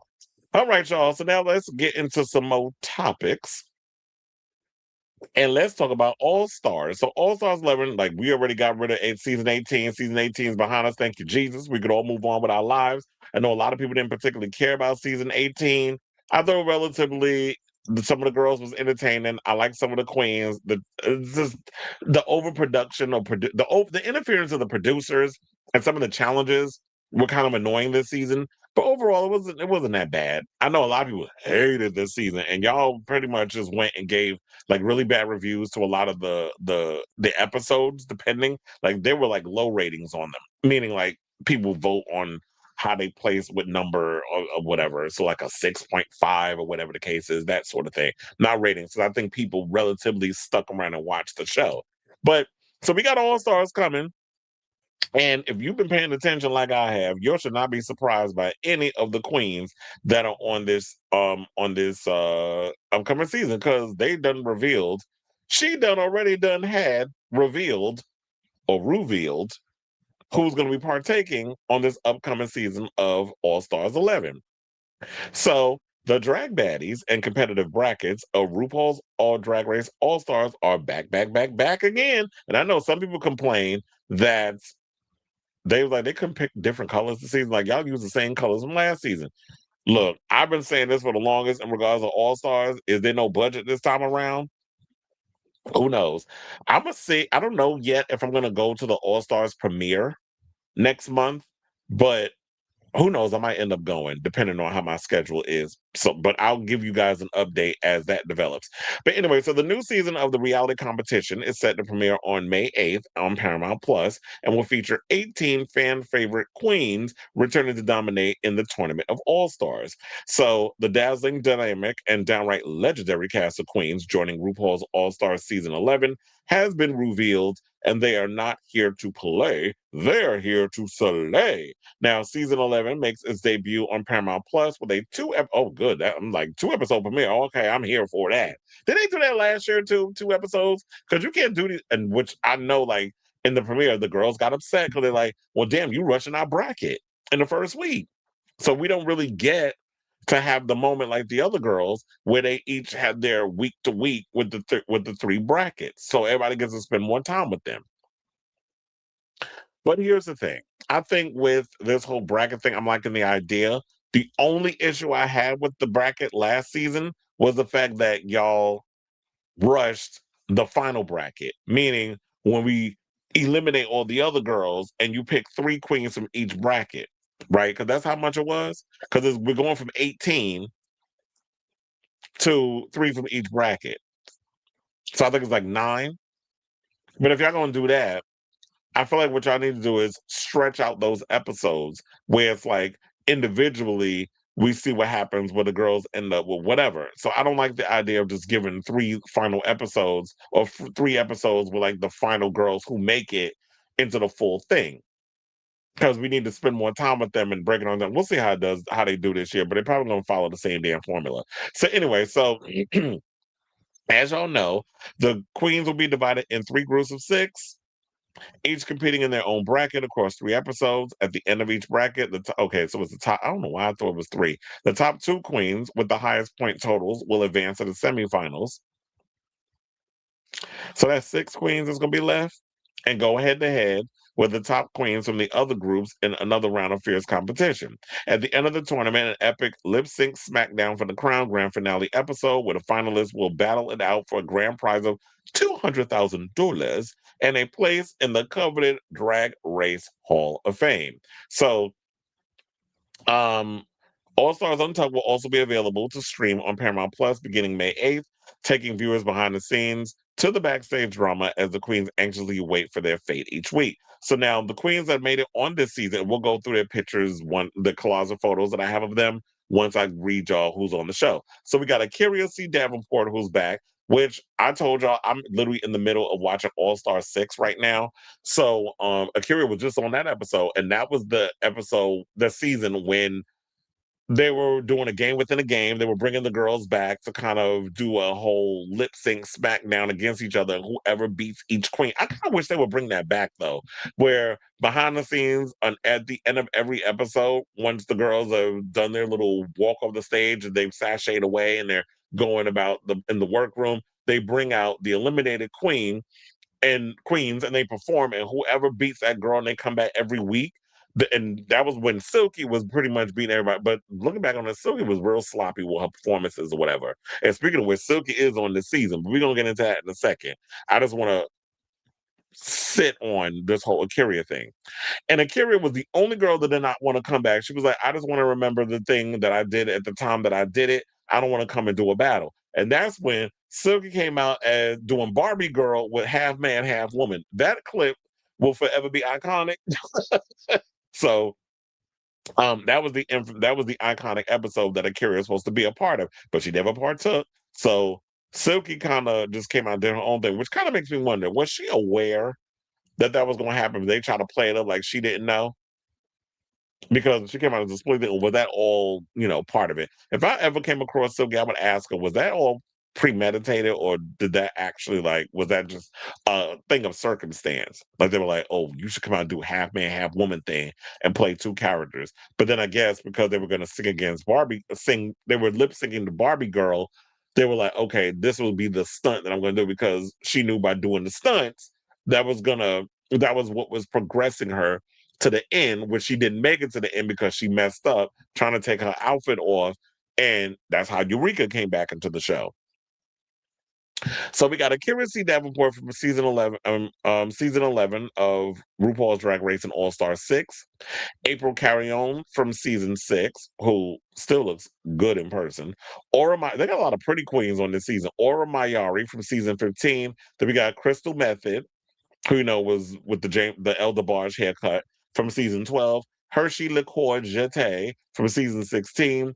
Jasmine Kennedy, who the last time I saw Jasmine was at the RuPaul's Drag Race premiere. Season 18. Season 14, Joey J, that gay ass bitch, that's what he refers to himself as. Season 13, Kennedy Davenport, who has been on a ton of times. Season 7, All Stars 3, and also she did Canada's Drag Race, Canada versus the World. They ain't want to put that up in there. Then we got one of our pork chop girls, Lucky Stars from season 17. We got Dawn from season 16. Morphine loved Dion, more on her later. Season 16. Morgan McMichaels from season 2 of All Stars 3. Why you mad though? Why you mad though? Why you mad though? Why you mad though? Mystique, bitch, I'm from Chicago, Summers from season 2. It'll be interesting to see how these queens interact with each other on the season, because that was like the last time they was in the same room together. But I'm sure that things have changed. And what was that like? That was season 2. So that's about 16 years ago. Damn, that's a long time flies. Since that incident, we'll see. Um, Selena S. Titties with her new body, Ozempic body, season 15. Sam Starr with her Southern Shade from season 17. Sugar Cane from season 11. Dr. Reverend Silky Nutmeg Ganache from season 11 of All Star 6. And Mother Has Arrived, aka Vivacious from season 6. So we got all those girls that are coming back. That should be awesome that we have all these queens to come back. And yeah, I wanted to go through these pictures because I was like, I definitely was living for the photos and stuff that we have up in here of the queens. So we have, if it don't stop blurring, I don't know, it's probably the size of the photos. Why is it taking so long? Maybe I need to make it smaller, because I'm like, this whole thing of it rendering really slow, this is beyond annoying. Or maybe I'll just do it this way, because yeah, you're doing too much. Let's do this one. So we have RuPaul here. Then we have the regular picture. Damn, it's doing it here too. What the hell's going on? Why is it taking so long with the rendering? Okay, so I think it worked now. Okay, so we got Vivacious here. Then we got Silky Nutmeg Ganache. Then we got Sugar Cane. Let's see if it works on the other page. Are they all gonna be done? Okay, so I got it over here now. Now it's freaking working. So we got Silky Nutmeg Ganache, Sugar Cane. Damn, it's all doing it. Maybe I should make it smaller. This damn internet is trying me today. And I have Verizon. That's the good one. So I'm like, why is it taking so damn long? Okay, so yeah, I'm not going to make it bigger. So then we have Sam Starr, Selena Estitis, Mystique Summers, Morphine Love Dion, Morgan McMichaels. I don't know why every time I see Morgan McMichaels, I just want to go, why you mad though? Why you mad though? Why you mad though? Why you mad? Because that song was so damn stupid. Um, Lucky Stars is Magically Delicious. Kennedy Davenport, Joey J, that gay ass bitch. Jasmine Kennedy, Put Your Hands on Me. Jasmine Kennedy. I know that's the Lady Gaga remix. Hershey LaCour Jete, Dawn, Crystal Method, April Carrion, as you know, she likes to say her name, Aura Mayari, Akira C. Davenport, and we got Vivacious again. So they had so many different pictures because they were doing like their faces and all that other stuff. So there was a lot of that going on. But overall, I say I'm excited for this upcoming season. I'm looking forward to this upcoming season. So I definitely want to hear from y'all. What do you guys think of this story? I just need to see like the trailer, what we could be expecting from the challenges, the drama, the shade. I'm sure there's gonna be a lot of that going on. Are we going to have any Mistress Isabel Brooks type drama that's going to be going on this season where the girls is being catty and shady? You know, we live for it because it's entertaining. But I'm definitely looking forward to this upcoming season. I definitely want to hear from y'all. What are your thoughts on this upcoming season of Queens? Are you pumped? Are you excited? Or just like in the words of RuPaul, meh? Whatever your thoughts are, let me know in the comments down below. All right, now speaking of comments, I will get to y'all comments after I do this final topic, because it's RuPaul's Drag Race related. So let's get into this final topic and then I'll come back to your comments as I said before. Let's talk about Morphine Love Dion. So Morphine, as we already stated, is going to be on the upcoming season of RuPaul's Drag Race All Stars 11. And one of the things that caught a lot of people's eye, including mine, because I said that was literally what blurted out of my mouth when I looked at her on in the, you know, when we watched the little trailer thing that they put out, and when we saw her confessional look, it was like, did Morphine come out as trans? And that's what a lot of people took to social media was wondering, because the last time I saw Morphine was at the RuPaul's Drag Race season 18 premiere because her drag child was there, Juicy. So when I saw, so Morphine was there, but Morphine, every time you see her, she's in full geesh. So I wouldn't have known whether or not they were trans or whatever the case is, because a lot of the time when the girls was coming, I ain't gonna say all of them because there was quite a few of them there that were in their boy drag. I told you when I saw Rose was in boy drag. There was a lot of the queens from the show were not there dressed up. I think even Candy Muse was in boy drag. So um now season 16, let's get into the story. So RuPaul's Drag Race Season 16 and All Stars 11 queen Morphine Love Dion, who identifies as non-binary, had fans wondering on social media if she had come out as trans after seeing their out-of-drag confessional look. So someone posted on social media, I can't remember, did Morphine come out as trans? One asked. Another said on Twitter, is Morphine trans? Because, oh my God, that's a woman. Now, the question remains, is she trans? Now, and I call everybody she, so don't get all your tits in a twist. That's homosexual vernacular. Now, Morphine Love Dion has said on multiple occasions, as I said earlier, that she identifies as non-binary, but on the more feminine side. At the time of her announcement for All Stars 11, she has not publicly come out as a trans woman. Now, during an exchange with season 17 queen Corey King, she said, "Corey and I are trans non-binary hoes." Well, did Corey come out and say that? Now it said, while non-binary is considered part of the trans umbrella, Morphine has specifically said she's non-binary. Well, also, remember, Arca said that they're non-binary, but I think they identify as trans now, but it's still the same thing. It's under the umbrella. And if you identify as non-binary, meaning it's like I play in between worlds, meaning like I'm genderless, where I have feminine, I look more feminine, but I have those features, whatever the case is. And I don't want to come out and say that I'm this or I'm that. So non binary, I feel like it's a safer thing to call yourself because you have those masculine and feminine features, even though you do present more as feminine. I don't have to lock in and say that I'm trans. People just have to come out in their own time, and you have to just let them come out in their own time whenever they're ready to come out. So, in 2024, as her original season was airing, she clarified things on Twitter after talking about getting a Brazilian butt lift on the show, which, of course, BBL. Now, a number of fans tagged her in a post from Dr. Miami that read, "Yes, men get BBLs too." And trust and believe they do, because I have seen some men with some BBLs, and I'm like, girl, that is painfully obvious. That look like you injected cement in them cheeks.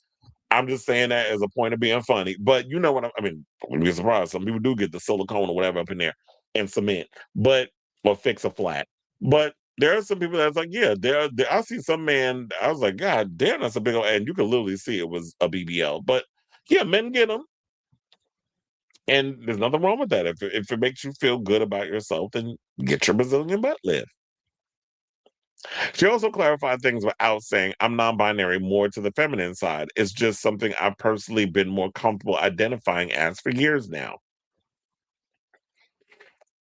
And then she also went on and said, because people was tagging with the BBLs, "I love y'all so much, but please stop tagging me in this. Y'all know I'm a they, them, her, right? And if you didn't know, now you know."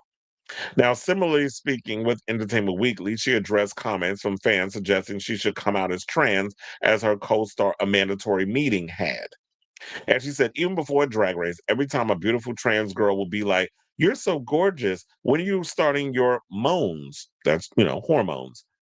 It would bother me a lot. Now it's more of a joke because they know I'm not there yet. I'm not saying I don't want to be trans. I'm not saying I am trans. If I am, I need time for myself to figure that out. I'm comfortable with myself now, and I don't think it's cute to force the pressure someone into transitioning. I think it's a little weird. And it's like, yeah, just because aesthetically she does give fish, tuna, tilapia, full on salmon, that does not mean that, "Oh, well, I need you to come out and what is this? What are you? Who are you?" Like label, label, label, label, label. It's like leave Morphine alone.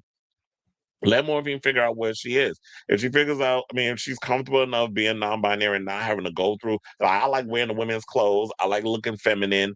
I like the aesthetic of being of what a woman gives, like EJ Johnson. Then let Morphine live her life as she does. It's the same thing as like what Valentina was dealing with. For a long time, people wanted Valentina to come out as trans. Qu- Um, I even knew about Detox being trans, but I was sworn to secrecy not to bring it up. And then when she came out and said that she was trans and talked about it on Roscoe's viewing party, that was when I was like, okay, the cat's out of the bag. Now we could talk about it. But you got to let people be them and figure their own thing out and stop trying to force people to come to terms with things that they're not ready to come to terms with. And if she's comfortable enough being identified as non-binary, then let her do that. Maybe she'll come out in due time whenever that need for. Maybe she never will, and that should be fine, and y'all should be okay with that. Because, like I said before, Valentina went through all that mess too of y'all pressure on her to try to come out as trans, and then chose the time when she felt it was right to come to her terms and to say what it was that she is. So good luck to you, Morphine. Live your life. Don't let these girls bother you. But I'm sure once we get closer to the premiere and once the show airs, you're gonna still keep hearing this because a lot of people ain't gonna be aware of this story. Probably until I cut it up and post it on my YouTube, and I have people in the comments yapping about it. So I say all this to say, no matter the social media platforms, what do you guys think of this story regarding Morphine Love Dion and people pressuring her to come out as a trans woman based off of what they've seen in a clip off a show? So whatever your thoughts are, let me know in the comments down below.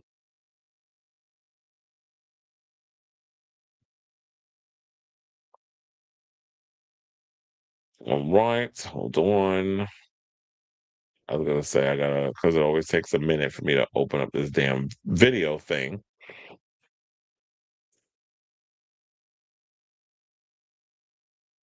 Well, we all knew that was coming. He's an idiot. So all that grand, all that kissing Trump ass and acting like a damn groupie, it only got you for so far.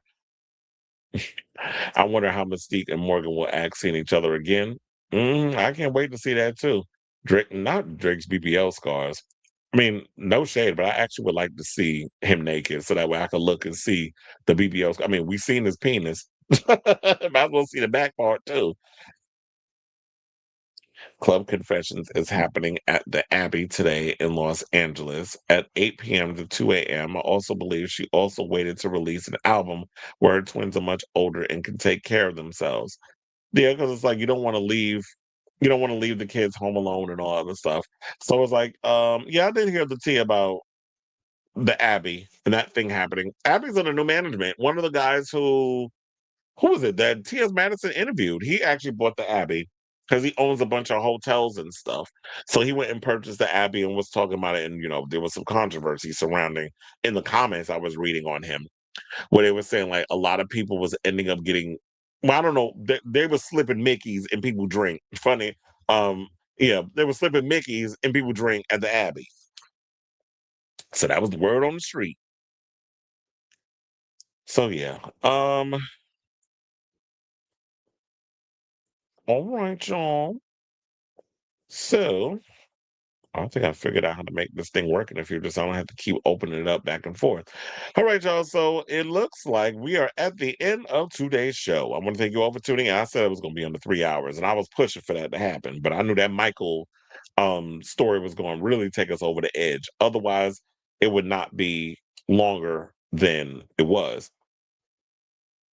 Did you see that Madonna's team allegedly made a journalist remove artists that were on the album? Rochelle Jordan and Kadir. Wait, what? They said that Madonna teams allegedly made a journalist remove artists that were on the album.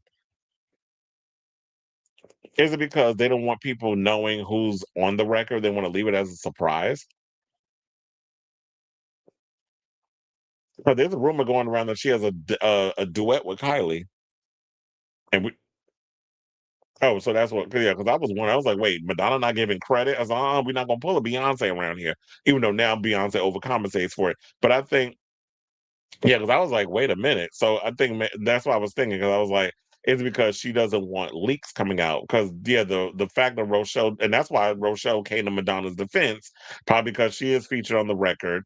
And if you heard Rochelle Jordan's last album, well, recent album, you know a lot of the influences and stuff of what she does in her music. That's why I was like, you know what? If Madonna ever did a collaboration with Kate Renata, oh bitch, that would be lit. I remember even saying I would love to hear Janet Jackson work with someone like a Kate Renata. So yeah, she doesn't want spoilers and stuff coming out, but reporters out here spilling shit because they want to have that exclusive. But yeah, I was like, it's like wait a minute, that is funny. But I was like, wait, Kadir Howard? I may have to look him up. Let me find out Madonna out here using YouTubers as a point of reference, or but I'm like, ain't nothing wrong with that. YouTubers are creators and artists too. I don't know why people kind of just they thumb their nose at YouTubers like we just a bunch of people on here running our mouth. Now, for the most part, we are doing that, but we also have some talent. Yeah, he's done remixes, but I've always wanted him to work with them as you know as artists, like get in the studio and make that music.